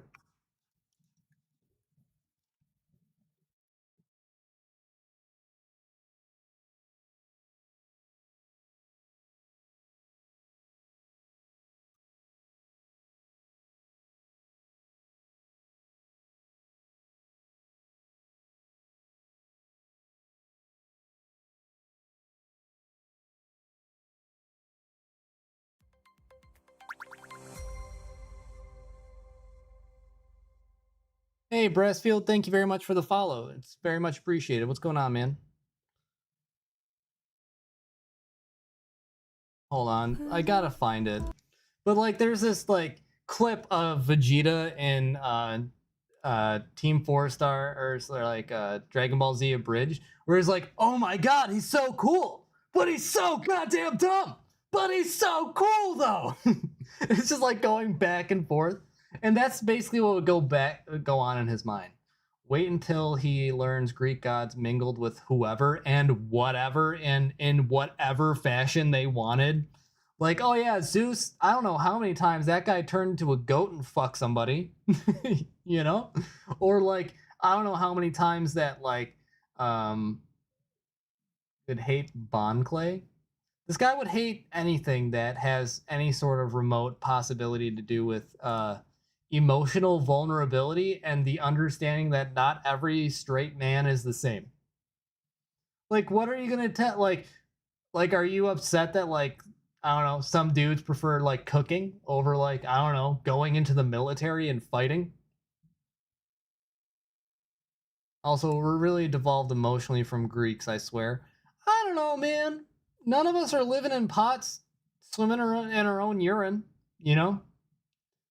Like, we have some sort of standards-ish now. Some of us aren't doing that. Some of us are.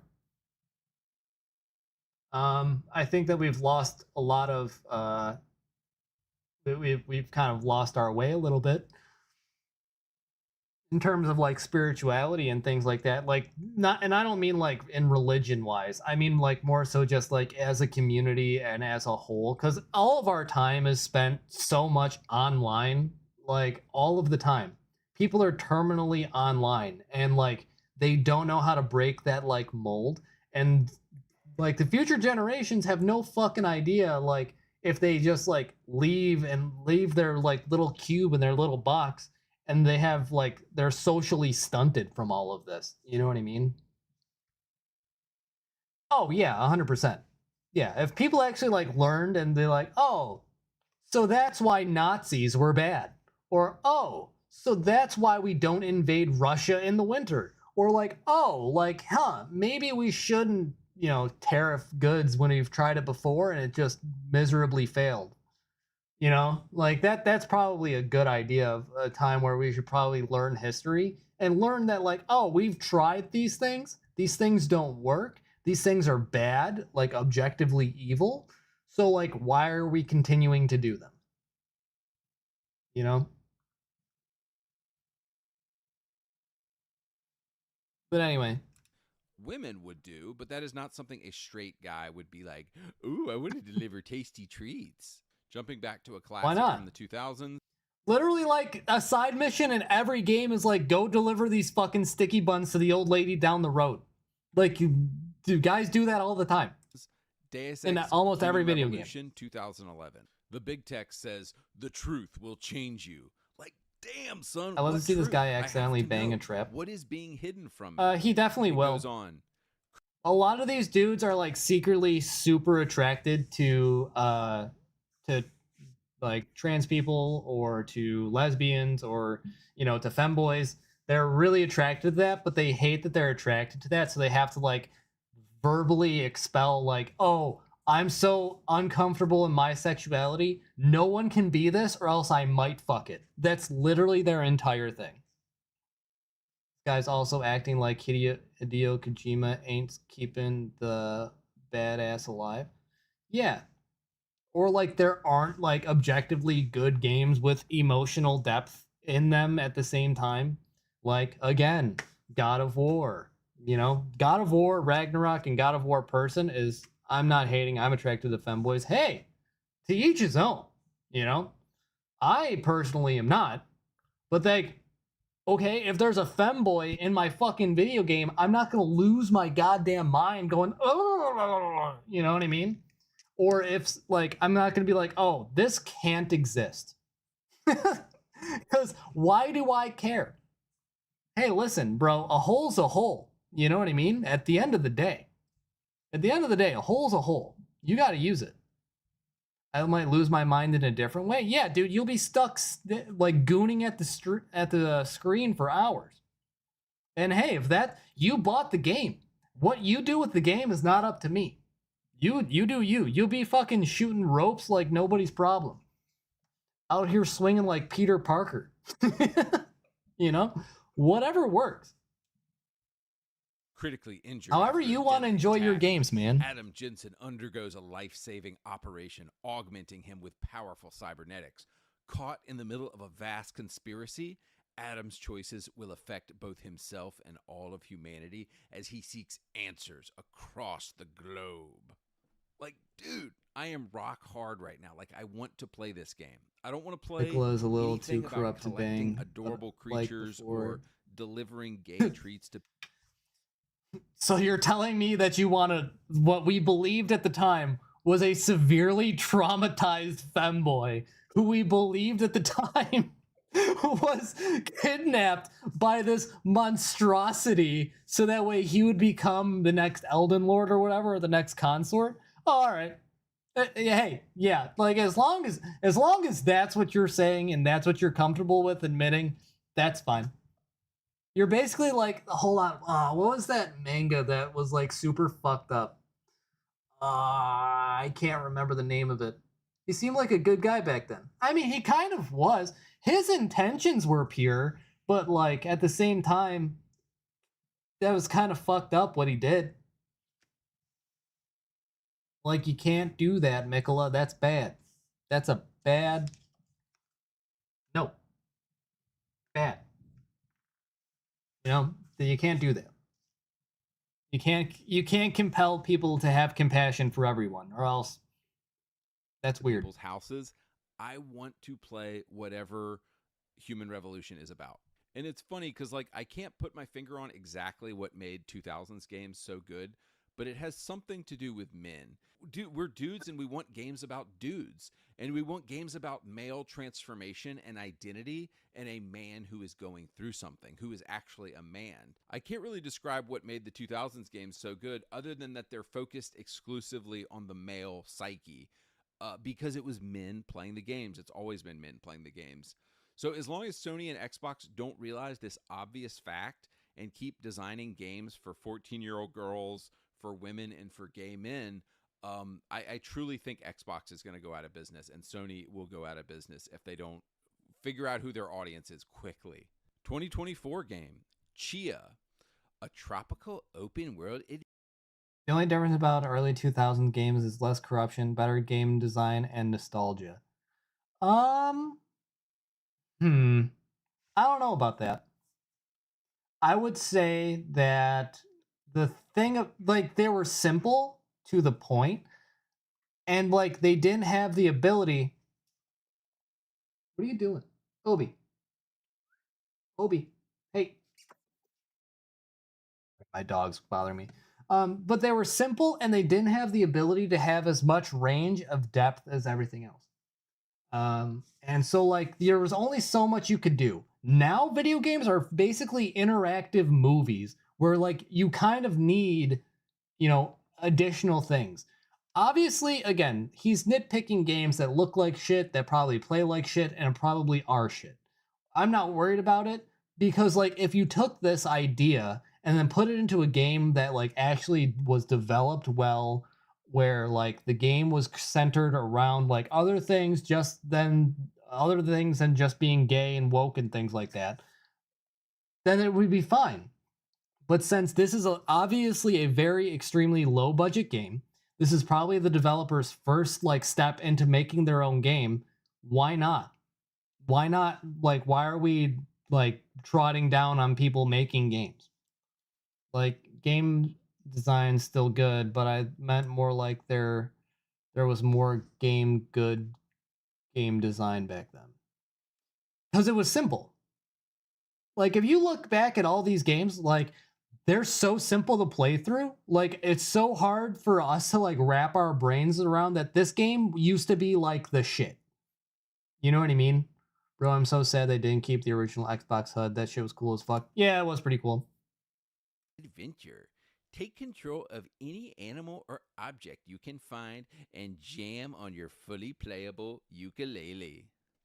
Like, no, dude, this just sounds like some cozy garbage trash game. Like, if I wanted to, Yeah. Again, this is if I like a wanted to cottage chill core out and game. do nothing, I would just go do something besides play a video game. But when I play a video game, I want to have like an intense experience. I don't want to have some cozy trash experience. Right. So this my game only isn't for thinking with you. this is that Xbox seems to think that they're targeting. Hold on. Literally, go play Sniper Elite that just dropped. Go play Ninja Gaiden. Like, go play Diablo 4. Like, these games are out here, and they're very clearly right up your alley. But again, you're nitpicking these, like, weird games. Like, he's not going to bring up Stardew Valley because that's a beloved game. He's not going to bring up, like, I don't know, fucking what's another, like, beloved soft game? Cuphead? I don't know. Cuphead's pretty fucking tough.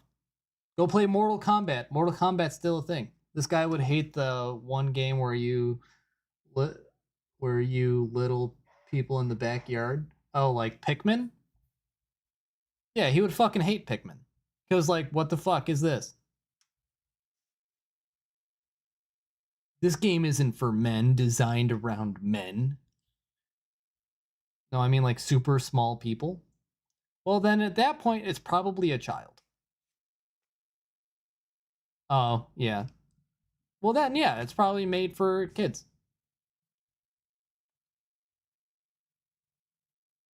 What about like unpacking or like fucking car wash simulator or house simulator or power wash simulator? Like, what about these? You know, like what are these games not don't fit that? What about Disney Dreamlight Valley? Is that game gay? Like, is it gay for just essentially being created? Like, I'm confused. I wish like he had like a more in-depth review. Target is gay men, 5-year-olds, and women. But the super obvious fact, as I've said it again and again, is that their audience is full of 30-year-old dudes. So, like, at this point, I just think Xbox is probably going to go bankrupt because they keep putting stuff like this out. All right, and let's look at the final game here that I found from the 2000s. And it is called the...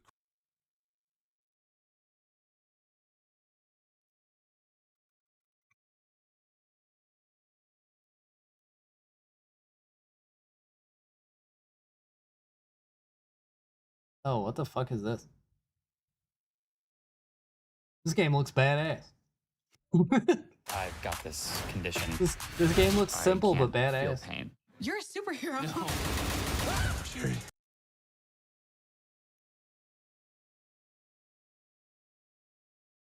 I fucking hate ads so much. Cool if we got diaper ads. And this is comfortably one of the best games I've ever played. This was not a good plan. I'll have to defeat multiple terrifying bosses, play tiny basketball, build a cozy base, unravel the mystery of the evil corporation that shrunk me, and figure It has homemaking in it. It's gay. No straight man wants to play that. Corruption ruined one of my favorite games. What game? It ruined Ark Survival Evolved. Wait, what happened? What happened with that game? Did it just become like monetized garbage? I know that Ark 2 came out, didn't it? I've heard literally nothing about that game at all.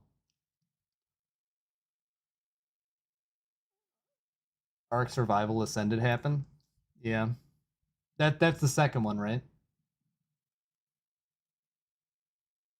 Yeah.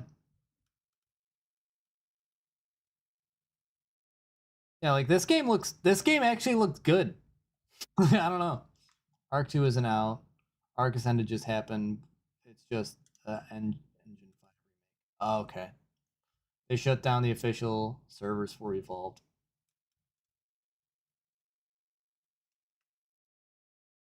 What happened to it though?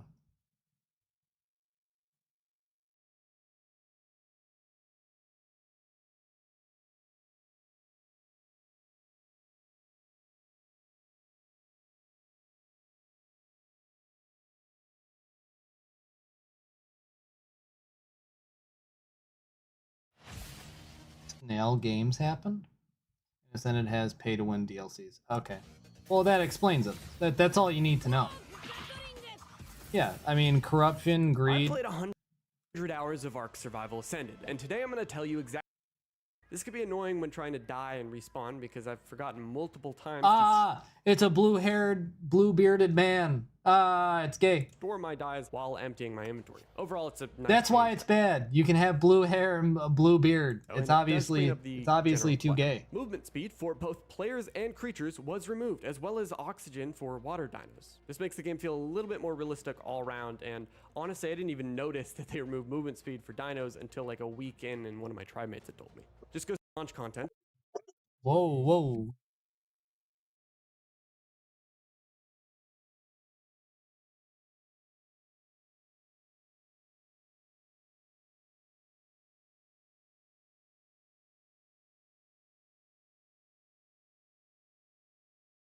Is in the game. They removed the cryopods, tech. It is next gen, after all, and while that is to be expected, I think a lot of people didn't expect such a gigantic leap, especially with how the marketing held off until basically the day before launch to give us any information about how this game would run on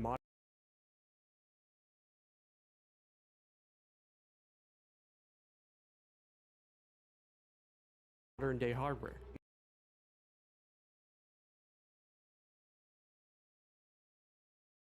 My tribe mates noticed the poor performance as much as I did, and many of them actually bought a subscription for GeForce Now, which, if you have good internet, is a super viable way to play ASA. Basically, they have cloud servers with like RTX 4090s, and if you have an NVIDIA card, I believe you can get an optimal experience out of using the service to play the game, if your bandwidth can at least handle it. My internet's pretty bad, so I'll give as AI generated frames, basically something called DLSS3. If you don't have that though, you're simply not going to run the game very well, and if you try, you'll get very poor performance. It is unfortunate, but that's just how it is at this point. In my own experience so far with the 4090, I've seen very over the coming weeks. I can say for sure that this is worth your money. But if AS Sorry, my dog was barking, and I didn't realize that I thought I unmuted. But fucking, this guy said that he liked it, so I don't know. I don't know what to say about this game. Maybe you're right. Maybe it is because too many pay-to-win features are in it. And that's downtrodden of a lot of games. That's why I like From Software. They give you the entire experience, and then they'll give you an expansion that's the size of most games. Chronicles of Riddick, Assault on Dark Athena. You already know this box is about to go hard. At the top, it says in big letters, there is power in darkness. See, like men, we want power. We're all about powers and domination. And oh, I believe you. I'm not saying that you're wrong. Understand your audience, guys. Below that, it says a dark, intense shooter set in an epic sci-fi world. Like, this is all things we want. We want darkness, we want intensity, we want shooting, and we want sci-fi. Riddick brings the darkness with stealth, action, and Who doesn't like melee big guys? combat. And then for the first time, play as Riddick in multiplayer on System Link or online. Below that, it says, be Riddick, the most ruthless criminal in the universe. In his latest chronicle, Riddick has been captured by the Dark Athena, a mercenary ship hell-bent on eliminating him once and for all. Is this Using his just intense Dead Space? hand-to-hand combat skills, explosive firepower, and lethal stealth, Riddick must shut down the maniacal Captain Ravos and her deadly crew when Riddick steps into the darkness. No one is safe. Like, dude, don't you want to play that game? Darkness, power, prison. Holy shit. Yeah, that's these a lot of times describe the watching kind of Jurassic games Park, that man. Guys, that men, I've seen that it maybe straight like men 3 like to times. Play. And it's sad to see maybe the 3 video times. game industry completely bottoming I out. was a Lord of the Rings kid. I watched all of the Lord of the Rings movies on repeat, just constantly cycling through them. I had like the Frodo sword. I had Sting. I had my own One Ring when I was a kid. Yeah, I was a Lord of the Rings kid. I was a super nerd on that shit. But see, like, again, also, if you ever watch any of like the Riddick movies, they're honestly pretty gay. I love noticing new stuff in your favorite movies. Yeah. It's like, oh, I didn't see that before. Unless you notice like a coffee cup that's like definitely not supposed to be there. Like in Lord of the Rings, I'm pretty sure there's a coffee cup in like the elf scene. Out and completely dying right now because they're chasing audiences that don't exist. Gay men don't play your games. Kids don't play Xboxes. Women Kids don't play Xboxes. What the fuck are you talking about? They're literally designed for kids to play. Like, yeah, just because the adult might play it more is one thing, but like, no, Xboxes and all games are designed for the most part to be around kids. don't play Xboxes. Phil Spencer and PlayStation and all these companies need to wake up and freaking realize that straight dudes are playing these games and they need to be making games for us. What the fuck is this So guy developers, talking about? if you are listening, give us manly games. Give us power. Give us darkness. Give us... I forgot until I found a bunch of old Star Wars toys I had. I also, the new Star Wars shows, the movies, almost mind whipped me about how much I love the OG movies. I like the originals. I like 4, 5, and 6. The new ones made me appreciate 1, 2, and 3 because 7, 8, and 9 were fucking terrible movies. Like, they were just written poorly and they just didn't make any fucking sense. But like 1, 2, 3, 4, 5, 6 are actually all good. All good now. The new ones are fucking trash. This guy would somehow hate Helldivers. No, he would think Helldivers is the shit. This guy would love Helldivers. Because again, he would think that he would think like the Helldivers were right. Kind of like with Space Marine. He would be like, "Oh yeah, I love Space Marine because they're all right." Yeah. Yeah, go Super Earth. Obviously, this is a male dominated origin.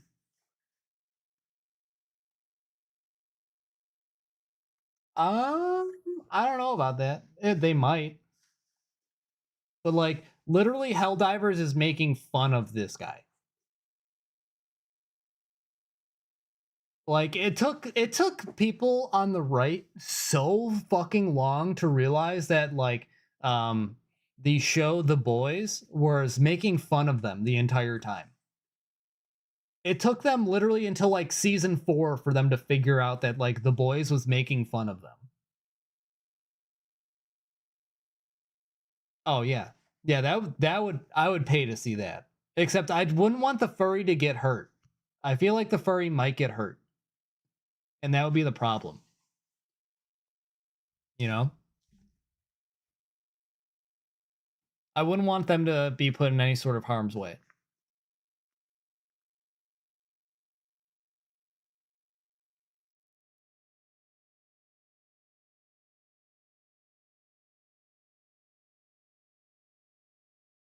You really love dominant, buff, burly men, don't you? Bro has no filter and is straight to the point. Call of Duty 2009, no Russian. Call of Duty in 2024, no gender. Holy shit. No shot, this is not satire. Beta tested has a whole new meaning now. If it is, it's the best satire I've ever seen in my life.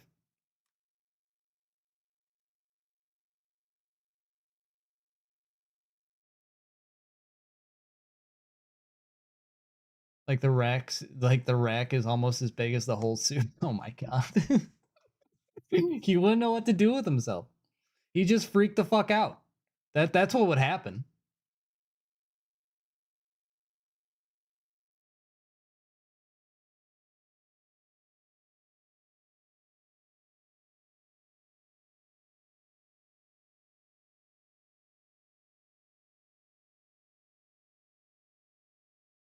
My man is 15 and deeply insecure about his masculinity. 100%.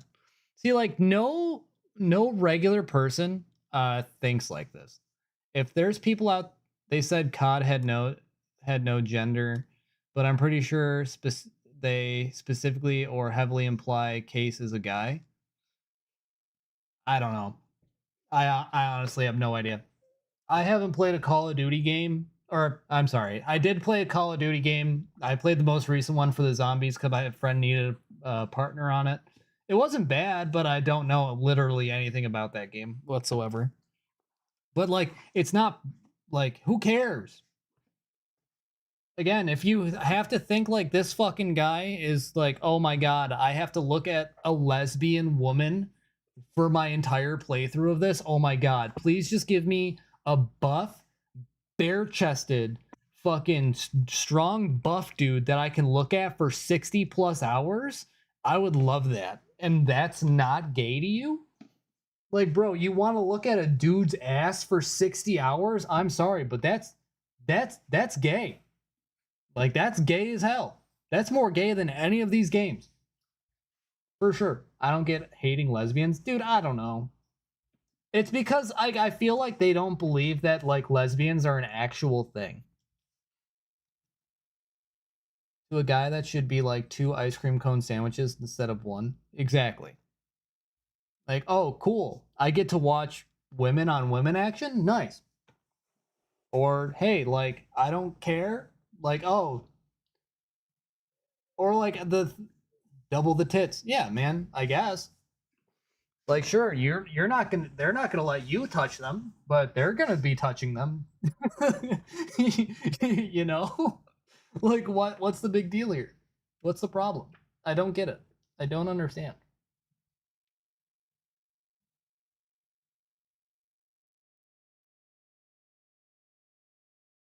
No women would let them touch them. So yeah, exactly. No women should. Like, obviously, if you are like again, it's so hard for me to like picture like somebody actually being like this. But like, I know they're out there.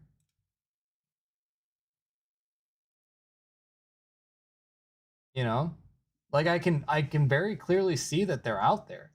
But like, meeting one in the wild and like having a conversation with them like this, it was just impossible. There's no one that actually is just like, you know what I hate in video games?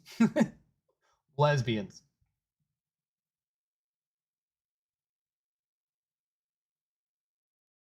Like, it literally makes 0 sense to me whatsoever.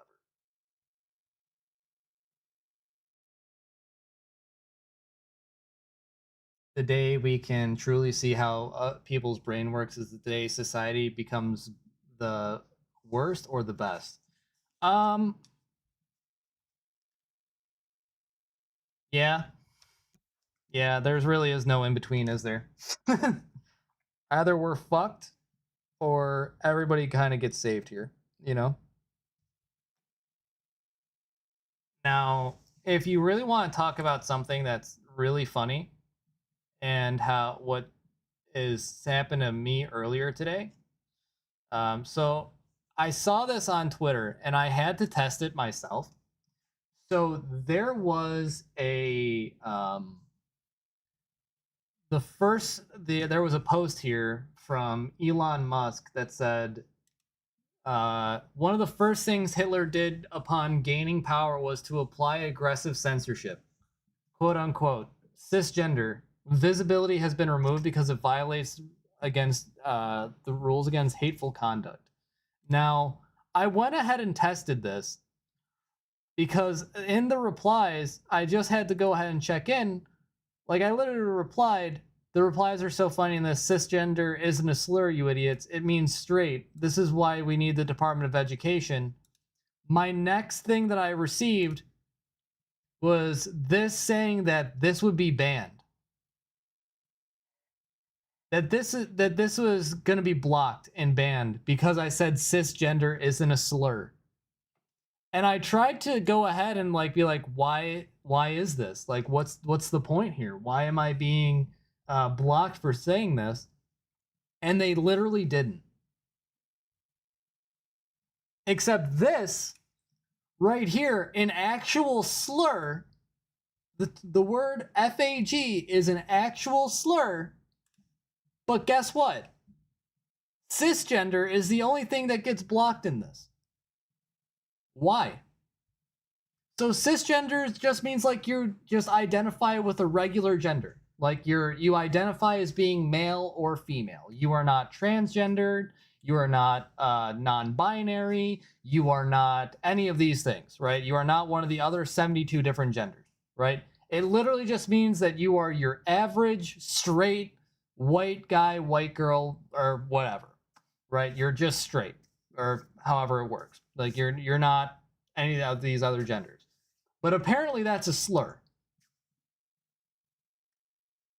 On Twitter. Only there is it a slur. It doesn't make any sense to me. I don't know why this is a thing. But literally just commenting, oh, that cisgender isn't a slur, gets your post blocked. And the visibility becomes limited. However, if you do want to post the N-word 1,000 times, you are more than welcome to do so, even with the hard R. You know, you're allowed to use the R word. You're allowed to use pretty much any other word that you want. But you know, using cisgender will get you immediately your post immediately taken down, or at least its visibility immediately limited. I mean, Twitter doesn't have free speech. It says it does, but it doesn't. So, oh yeah, no. They say that they promote free speech, but it's only the speech that they go ahead and will approve of. In no way, shape, or form are they saying, yes, this is, everyone can say whatever they want at any time because reasons, right? No, they want to go ahead and very clearly promote a very clear ideology of what they believe is quote unquote good speech and what is bad speech. Because little Elon Musk likes to believe that he is the sole arbiter of this. And like, I tested it several times. Like, I went here, I'd posted it down here, and every single time it got violated. Just posting the word is gonna get you your post limited and blocked. They're so soft on this, like so incredibly soft. Yet, thank God that fucking Elon Musk can go ahead and have, what is it now, 13 kids with 5 different women, the absolute peak of, you know, women's health and women's rights, or not women's health and women's rights, fucking the absolute peak of American family values. Like, yeah, dude, this is who we should follow. This is the guy.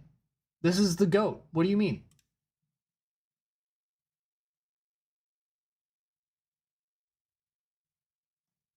And like, again, then he can just keep posting, and like he can now spam post constant propaganda through his websites. When's the next PoE 2 stream for Elon? He will never post that again. The fact that him and Asmongold got into like an actual heated exchange over that is fucking hilarious. It is so good. It's so great. Like, I love that so much.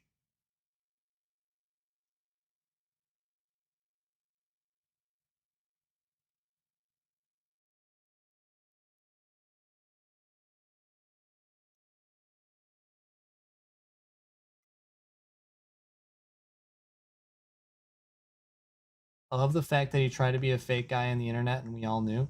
Yeah, dude, because it's like, even if like he was trying to be way too sweaty with it, if he was just straight up and was just like, yeah, I boosted my account because I don't have the time nor the resources to get through all this, and I want to play the game and I just want to have good shit, I feel like then nobody would have batted an eye. Be like, okay, yeah, he's a billionaire. Who gives a fuck? He's still richer than rich. He can do whatever the fuck he wants with his money. But instead, what? He had a fake YouTube account? What? I didn't know about that. But just to finish that thought though, real quick, like I feel like if he had if he had just like said, like, yeah, I just boosted my account. No. He had to go ahead and put his account at like the top 4 or 5 players. Meaning that no matter what he did, as soon as he turned on that live stream, everyone was gonna know that he was a liar. He tried to play this fake YouTuber and it was so obvious. What? Hold on. There's got to be a video on it somewhere. Fake Elon.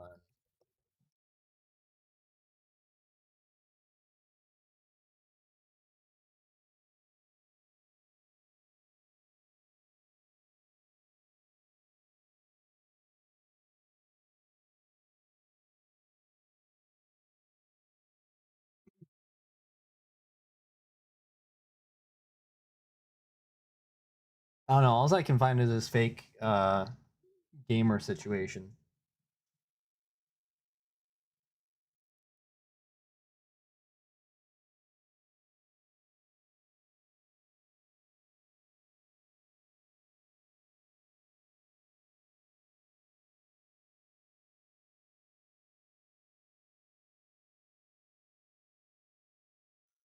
Yeah, but like literally, if he was to go ahead and post this anywhere, like if he would have just like toned it down and be like, yeah, I boosted because I can, then it wouldn't be a big deal. But if he didn't try to do that, and he boosted and said that he was one of the top players in the world. And that's kind of the bigger issue there. Right?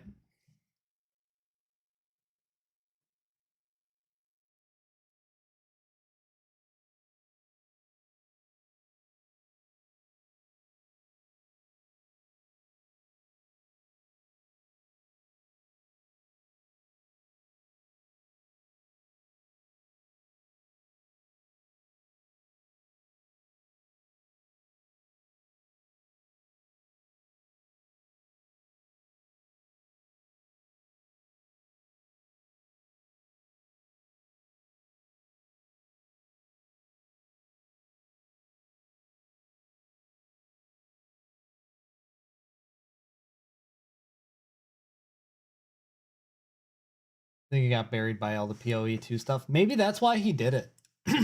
Maybe that's why he did it, He was just like, fuck, I gotta make up for this somehow. Here we go. Here is fake Elon Musk YouTube account. Actually, hold on. Here's me not being an actual PoE2 player. I tried PoE2 and that shit's fucking hard, dude. Like, it is not easy.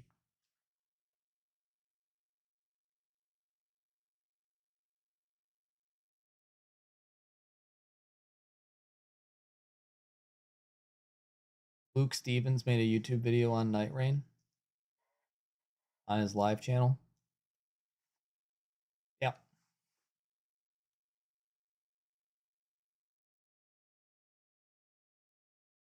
Did you miss the Nightreign? Yeah, that was at the beginning. Hey, I'm enjoying the stream, to be honest. We'll tune again after work. Hey, thank you very much. I appreciate it. Thank you very much for stopping by. Thank you for the follow, by the way. It's very much appreciated.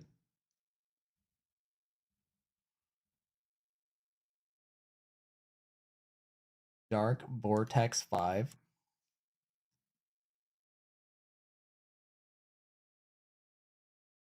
Oh.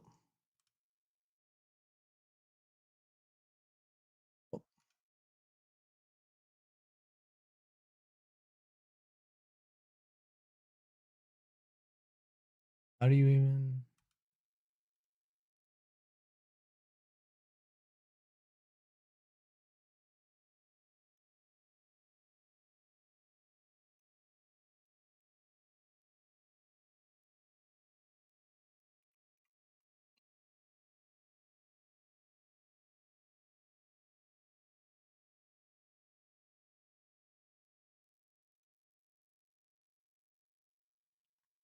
Surely they're not another graphic designer. Surely not. Absolutely not. This guy could not be. You're not a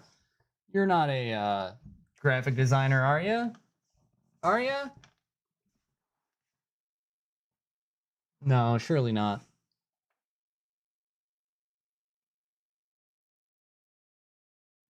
No, am not. Oh no. Oh no. he forgot a vowel. Guys, he forgot a vowel. Get him. Hold on. You should react to the Jurassic World Rebirth trailer. Why? Is it good? Hold on.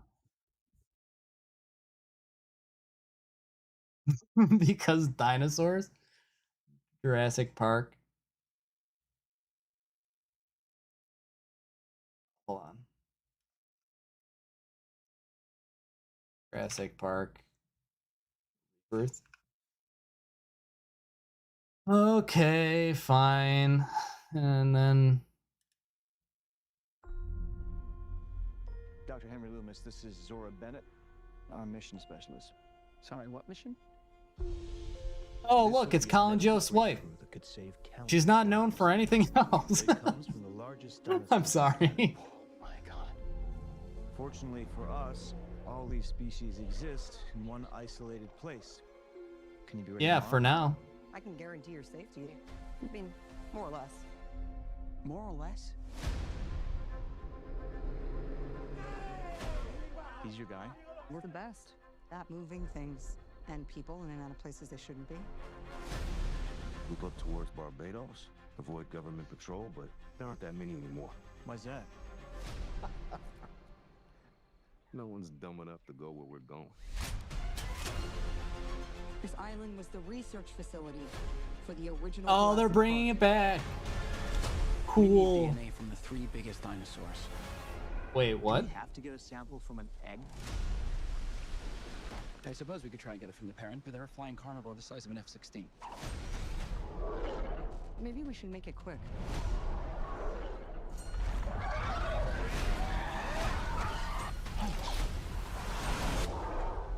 Yeet. These dinosaurs were too dangerous for the original park. Please don't say they're raptors. They're raptors. The worst of the worst were left here. Come on! Duncan!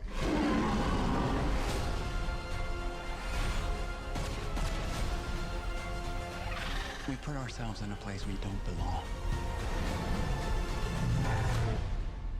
Survival is a long shot. What the hell are those? They're helping the mosasaur defend territory, stalk, hunt. None of what you just said is good. Did I see the alien? No.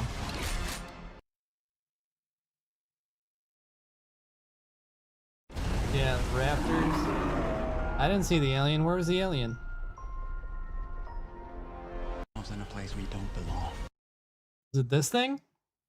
Not actually an alien. Okay. I was gonna say, like, when you said xenomorph, man, like, what the fuck? Don't belong. Oh, that's Godzilla, bro. Or that's a cave troll. They have a cave troll. That's awesome.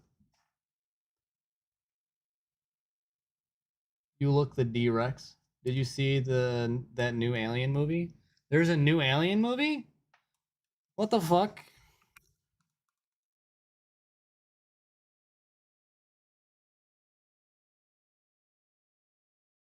New Alien movie? Alien Romulus?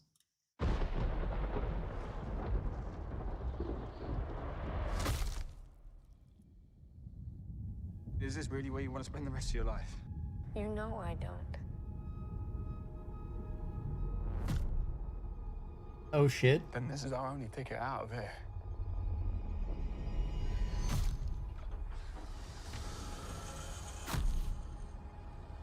You care about spoilers? No, not really. But yeah, look up the D-Rex to see what it looks like. Okay.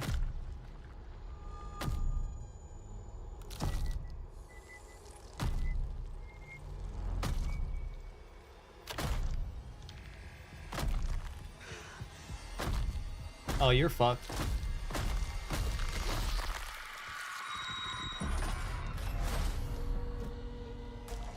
What's happening?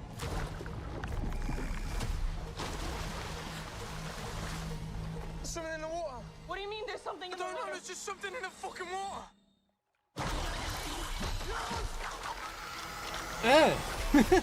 Ew.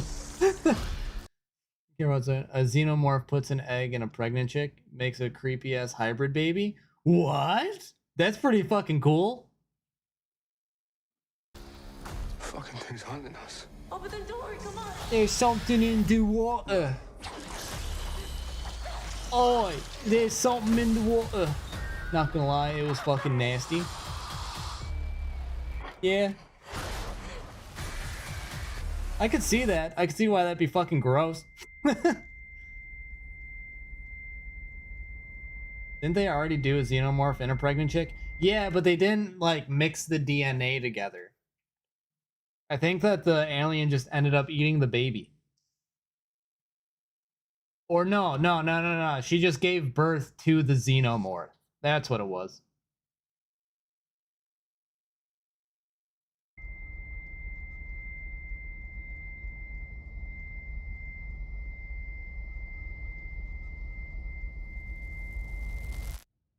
Are you sure you want to do this?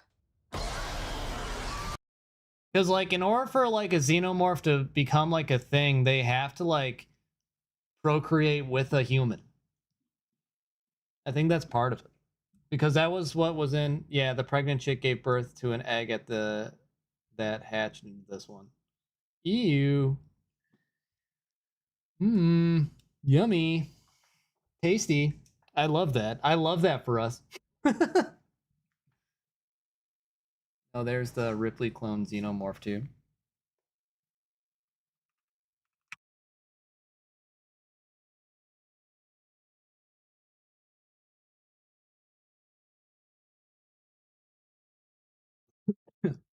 Alien Resurrection. This fucking thing with all the teeth. Ew. That's not where that's supposed to be.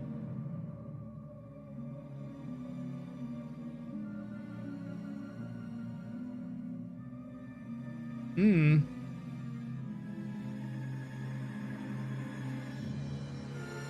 You're a toothy one, aren't you? Look at that cake. Yo, honestly, kind of dummy thick. If I'm not mistaken, kind of dummy thick, right? Like, she's got a good hoop on that. That's all I'm saying. That's all I'm saying.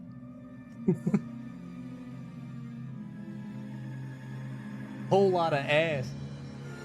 That's not the true form. There's another one we see a lot of at the end.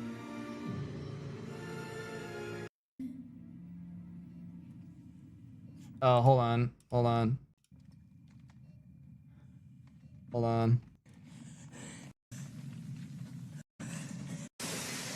Can't really show that.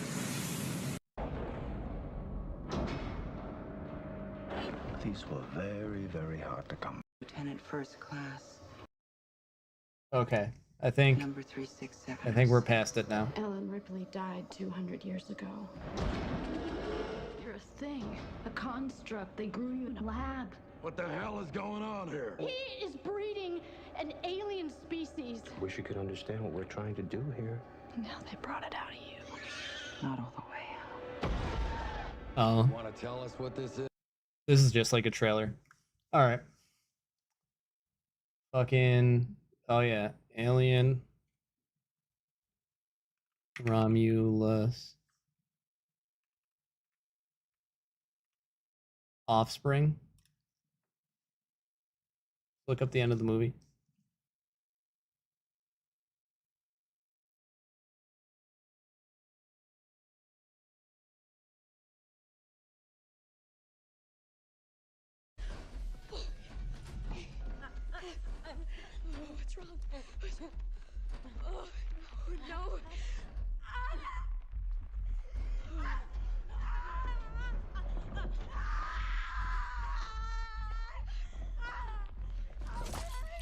Oh. Oh. Oh. Oh.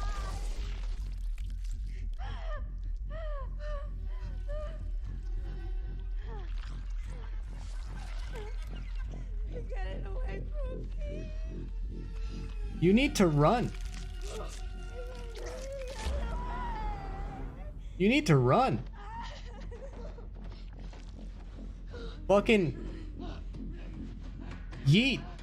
Yeet that thing.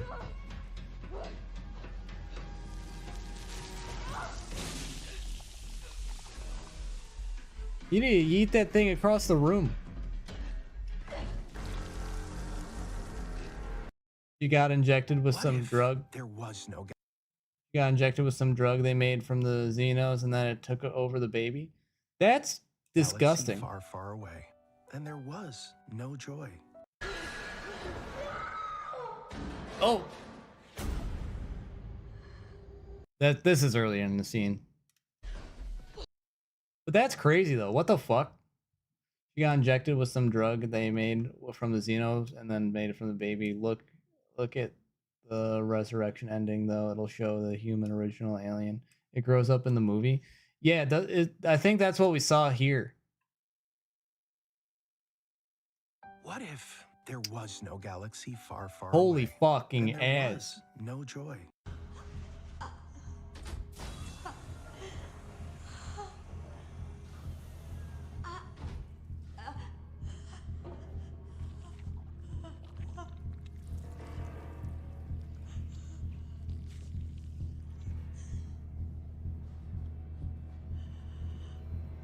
Yo, you gotta shoot that lady.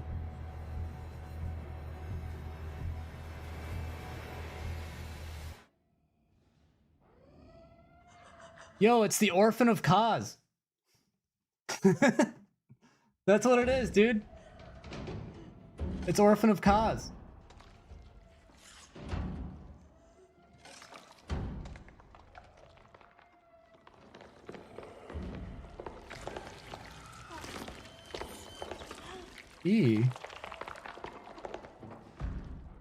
Yo, this guy would be really good at basketball.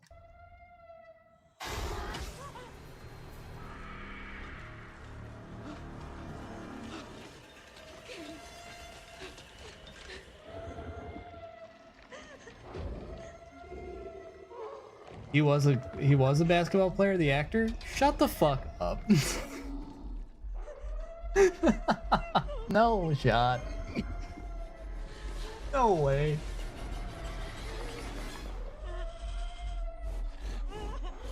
You.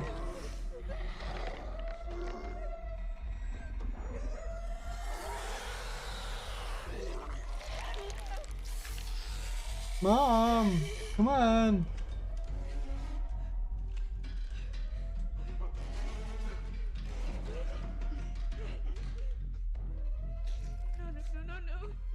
Shoot. Shoot him too. He's definitely infected with something.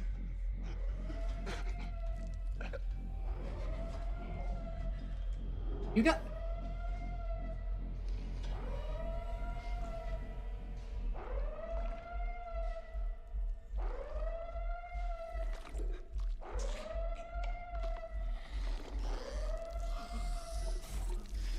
Shoot that motherfucker. What are you doing? Of course. That black dude is a robot? Oh, okay. I was gonna say, like, why are you not shooting him?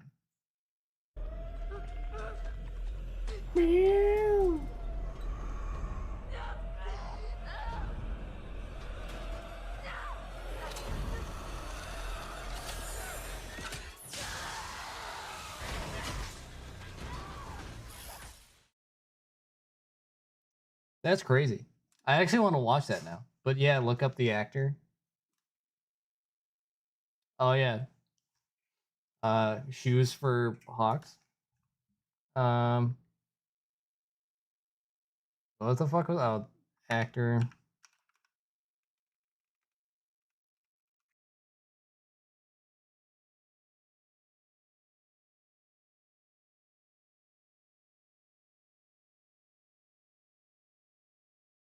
Is it this guy?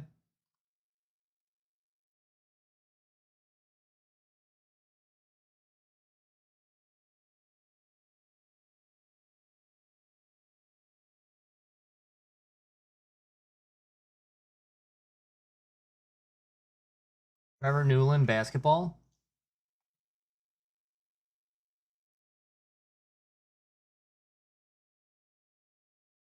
Trevor Newland basketball on TikTok.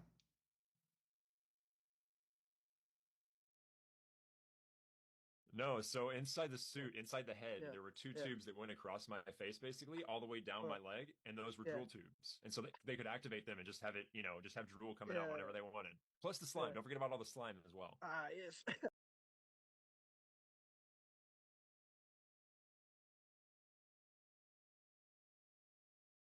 Oh, right here. There was some teenage Russian kid that's like 7 feet tall that looks like the fucking hybrid alien too. Yeah, this fucking guy. Yo, dude. Perfect.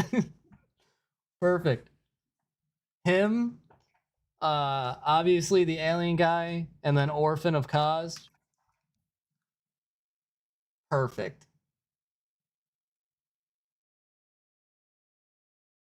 Like very clearly, that's all the same guy. All the same actor. There's nobody different. These are all played by the same guy.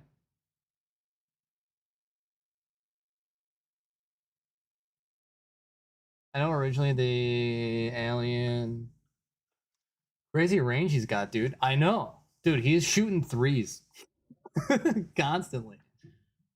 I know the original alien was played by an abnormality tall guy too. Yeah, I'm sure.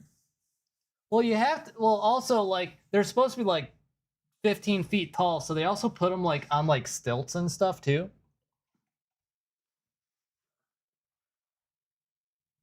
That helps out there.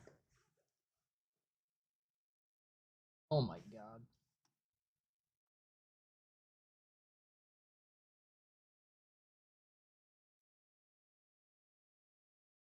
I don't know what other crazy shit is there to look up. Give me more crazy shit to look up.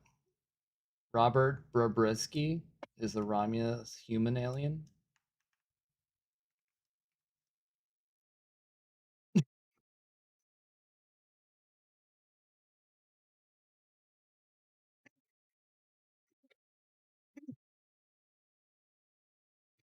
Look at that fucking neck, dude.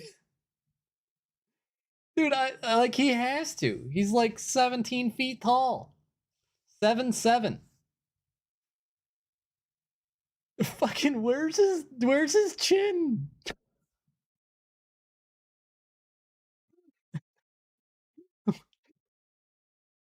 Did the Crimson Chin steal this guy's chin and just put it on himself? That guy's birth RNG went crazy, dude. Yeah, well, like he went straight height, no muscle. Fucking dude, his arms are skinnier than mine. You know what I mean? Fucking the what? The Rex?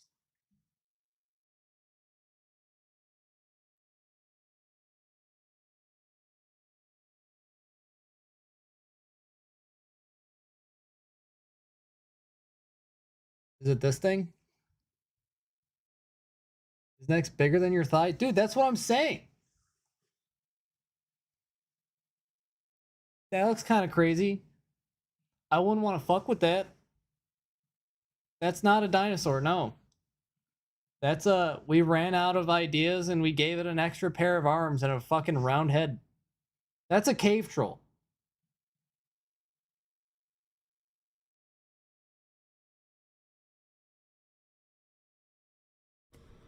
Oh, well. Hello, everyone, and welcome. Okay, we didn't need to click on that. But, like, yeah, man. That looks fucked up. I don't know what fucked up is, but that's fucked up. The Gaving Beaver mentioned. Oh, is that one of your favorites? Is that top tier?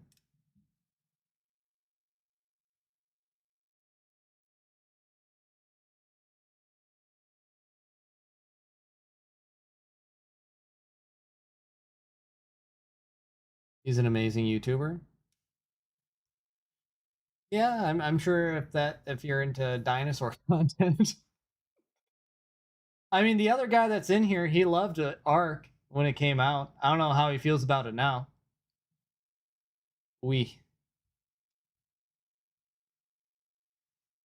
Wall, do you have any opinions on Ark Ascended?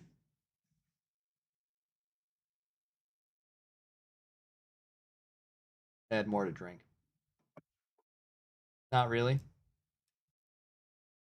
Okay. I haven't played it, to be honest. Okay. Yeah, because I heard that it was trash. Or this guy was saying it was trash. I was just trying to confirm or deny that statement. Some crazy stuff to see. Probably the music video for the song Brother Stuck by Stuck in the Sound. Send it to I believe it, man. It's just gotta be trash.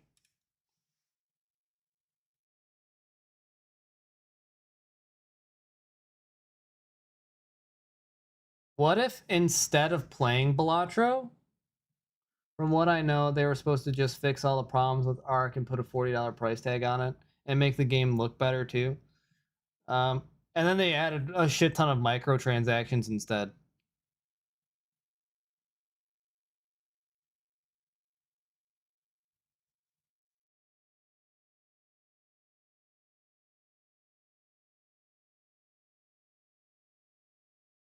Balatro main theme Funk Fusion cover. What if there was no galaxy far, far away, and there was no joy? Hold on.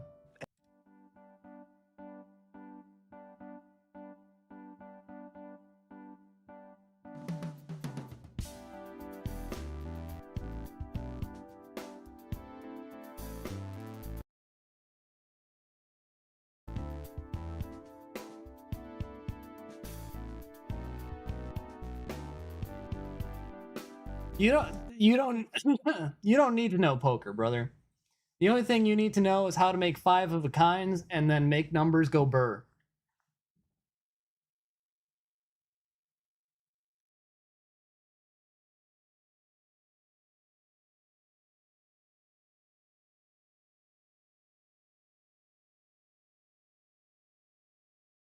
Too much work for real? Nah, you're good. Hold on, I'll just show you.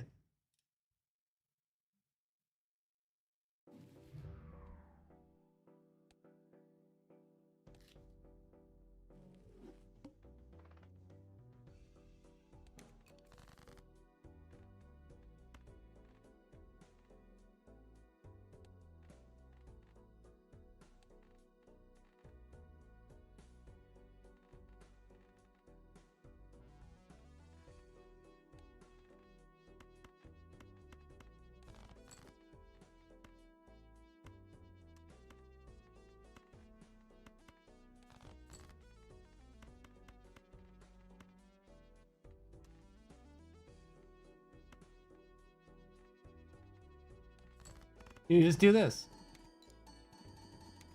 This is all you gotta do. Oh, what? What the fuck? Hold on.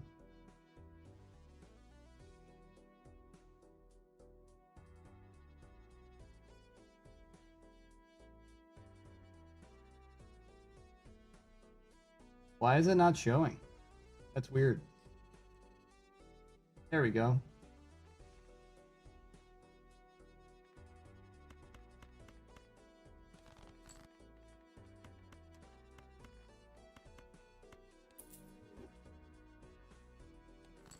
Hold on.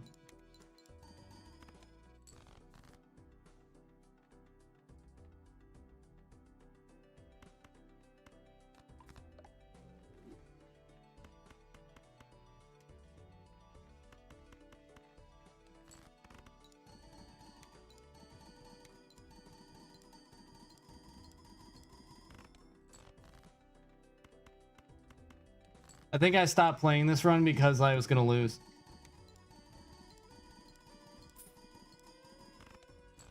Yeah. But yeah, that's all you do. Just make flushes. 5 hearts. Boop. Among Us is wild? Yeah. Hacking stream? Yeah, no. Yeah, it's literally just because I have a mod installed into it. For these. You can play Pokemon, where it turns all your jokers into Pokemon.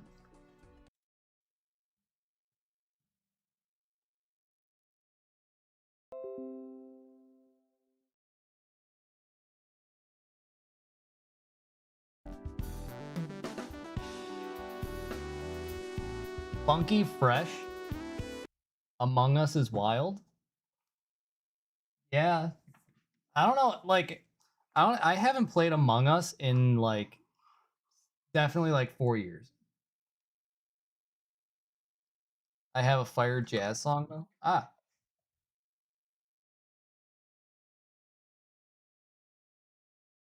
Jazz? You want so you like jazz, do you?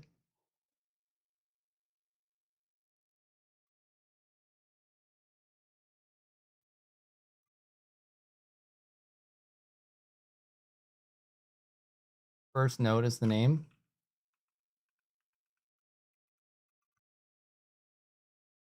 First Note Jazz by Blue Giant.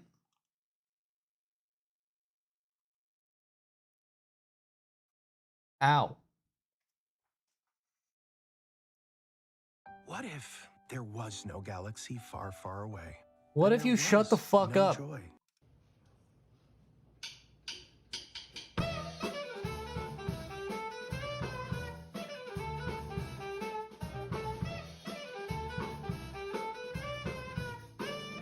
Bro, where's your ad block? I turned it on! I turned it on when you showed me. It still hasn't kicked in yet. I don't know why.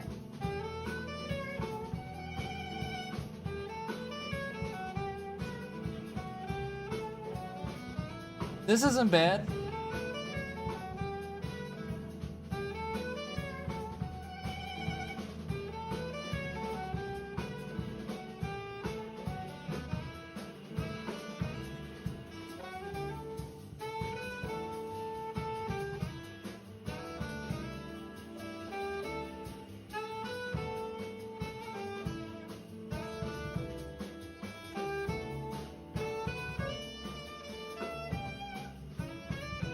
Don't mind my dog.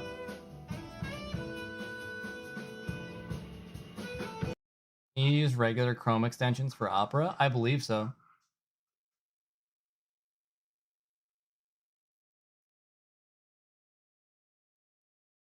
Ah. This definitely sounds like something that should be playing in my basement.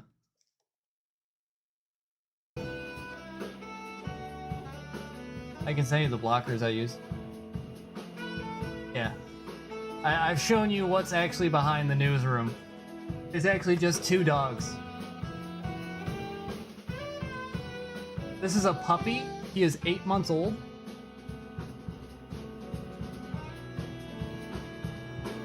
That is a mountain dog.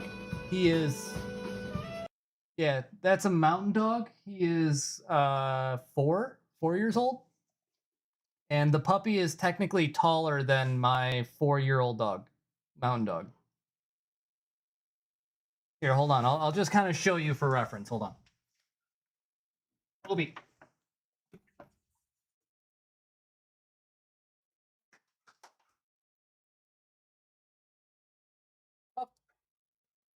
Just as a reference.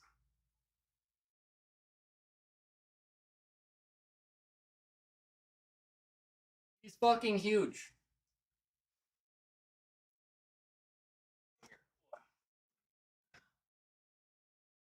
Come say hello to the people.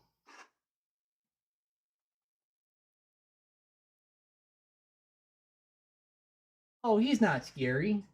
He's just a big fluff nugget. I'll let you do whatever you want to him. Can't see his eyes really, though. You gotta kind of peel his hair back for it. You need a haircut. You'd be scary if he was the thing, for sure. Okay. All right. You want to come up now too?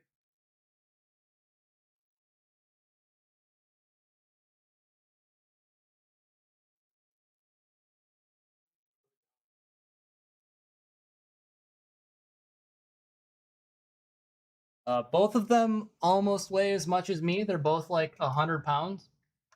And I only weigh 120 pounds.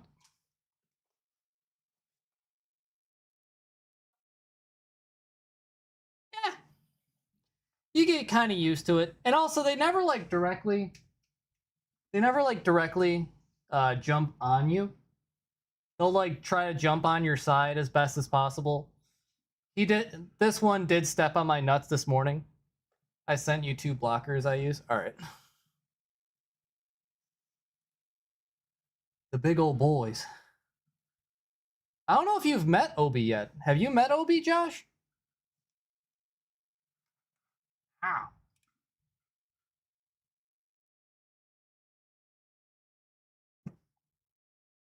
Yeah, he's bigger than Otto. Like, he's taller than Otto.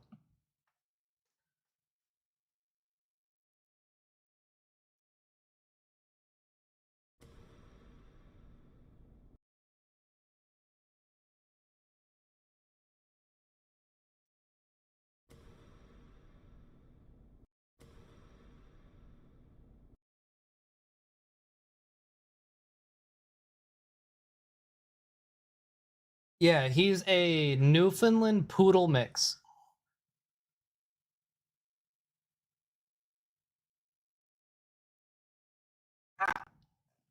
Yeah, we didn't think he was going to be a Newfoundland poodle. We thought it was going to be like an English sheepdog poodle mix. But then when we went to pick him up, they're just like, oh yeah, this is the last of the Newfie doodles we have. And we're just like, wait, what?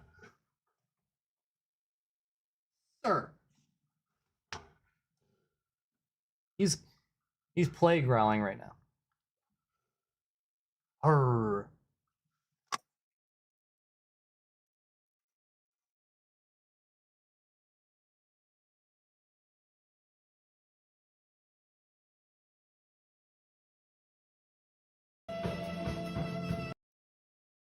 My one dog used to do that a ton when we were playing tug. Yeah.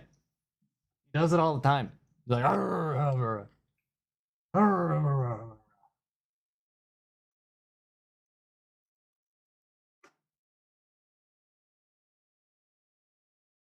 All right, let's put this back up.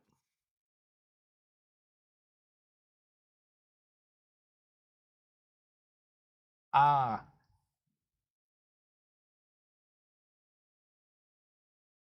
Bro. Is it more smooth jazz?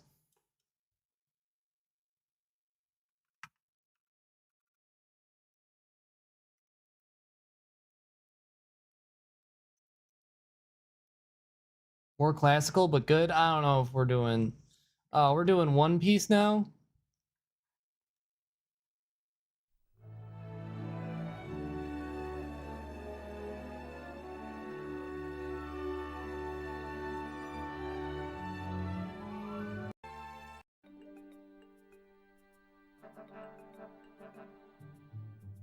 They about to start playing Under This Fucking Sea?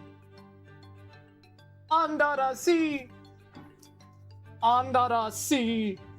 Life is so better when you're under the sea!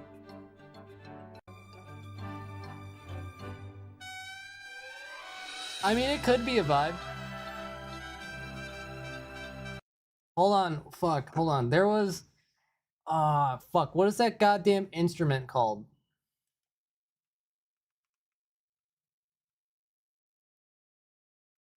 Natsu... Shamisen, hold on.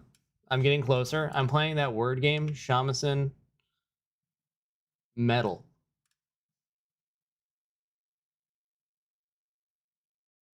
Have you ever heard Shamisen Metal?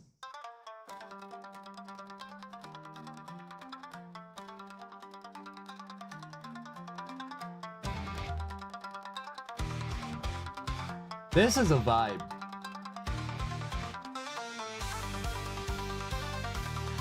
It's Shamisen Metal, dude.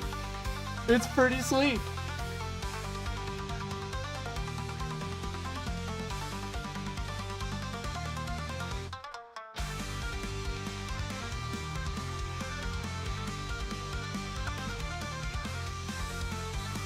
There's also Shamisen trap remixes. Hold on.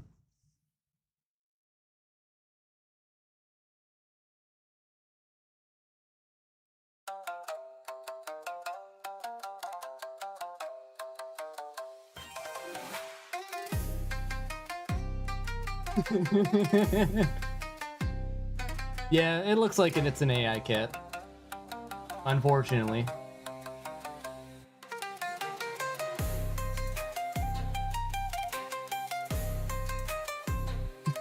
dude, right? It's actually not bad. It's actually a bop. Everybody gotta put Cat Jam in the chat.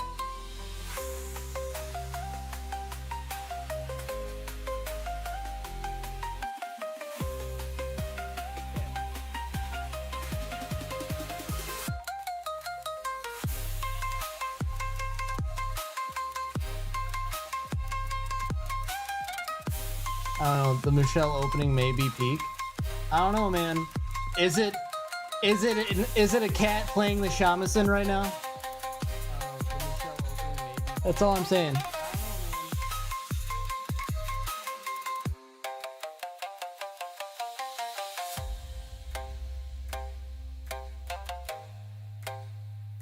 It's Harry Potter but One Punch Man? What the fuck? Okay, I'll look it up. I'll look it up.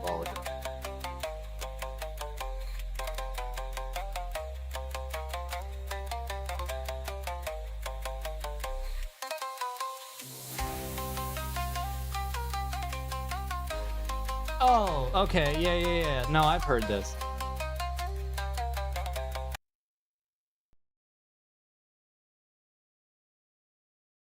Oh, hold on. Yeah.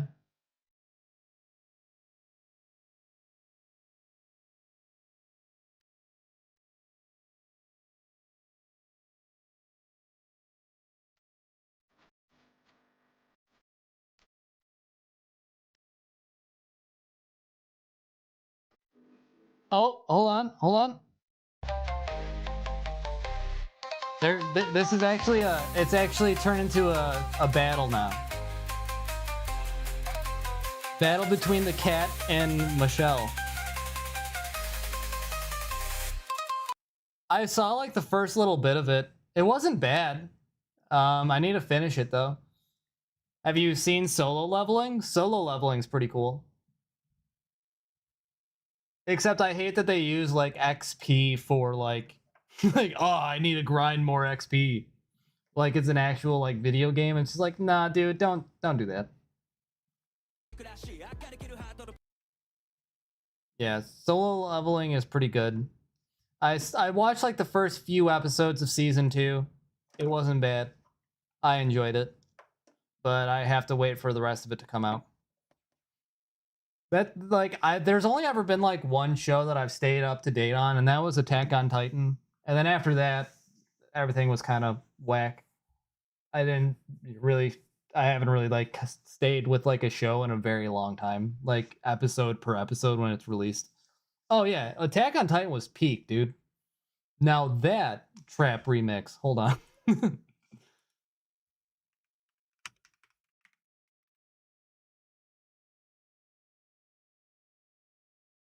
There was one specifically that I saw.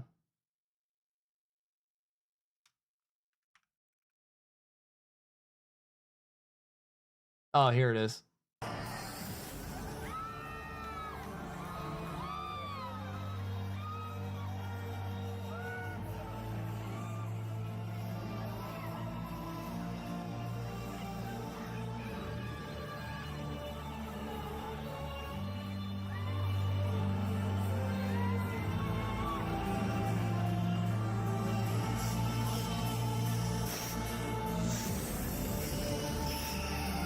This was a good remix.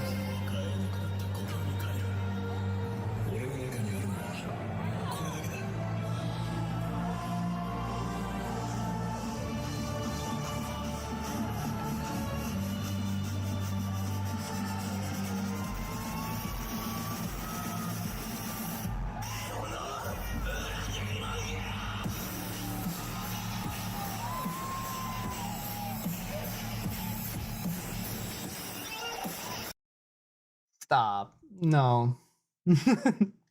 There cannot be a Jurassic Park trap remix.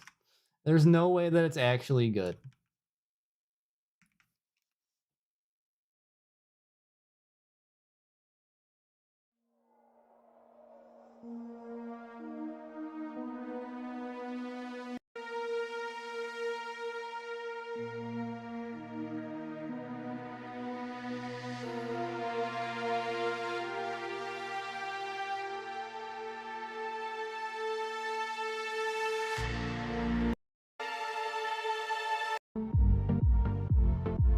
What the fuck is this?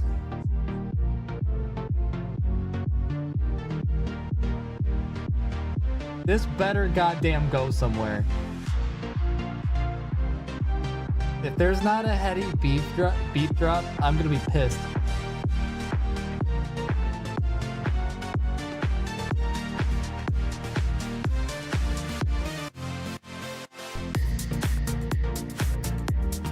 Some house ass shit. Oh my god.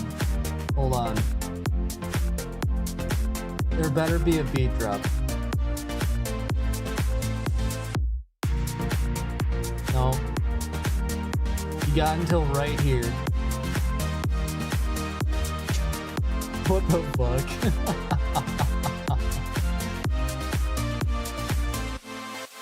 Oh? No. No.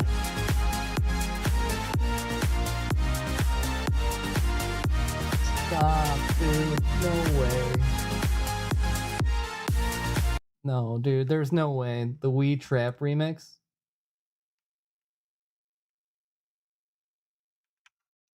Nah, hold on. This has gotta be a bop.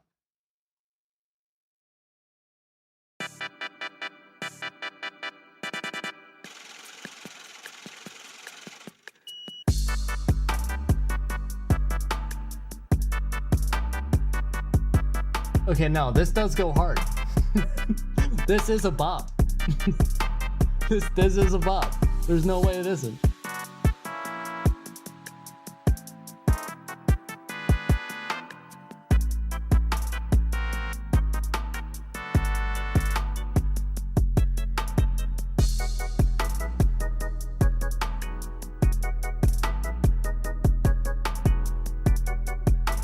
This is the first one on the YouTube suggested. It's the best though. Yeah, dude, this shit's fire.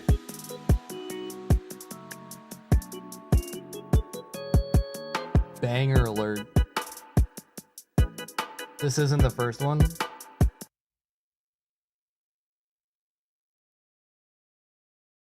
This one up here.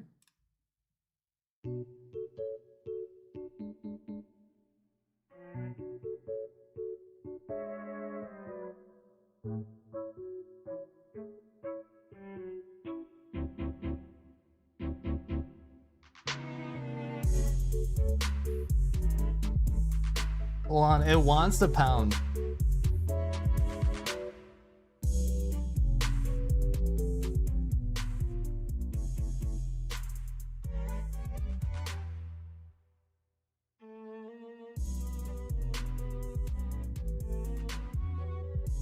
Dude, the bass is whack. Not gonna lie. It goes hard. But the beat in the background is like fucked up.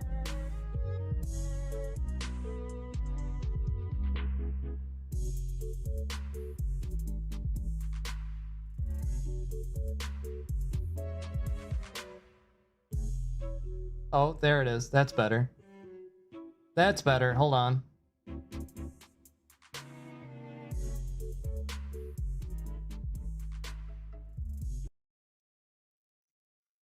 Fucking hold on. Have you heard the fucking hold on. I'm just gonna look up this last thing before I go.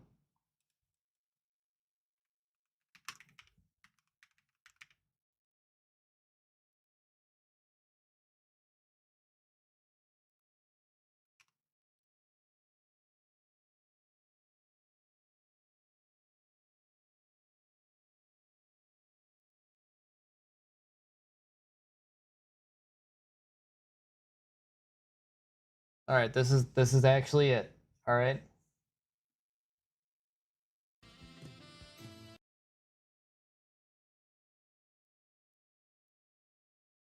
I'd just like to show you Careless Whisper sung by Helen Keller.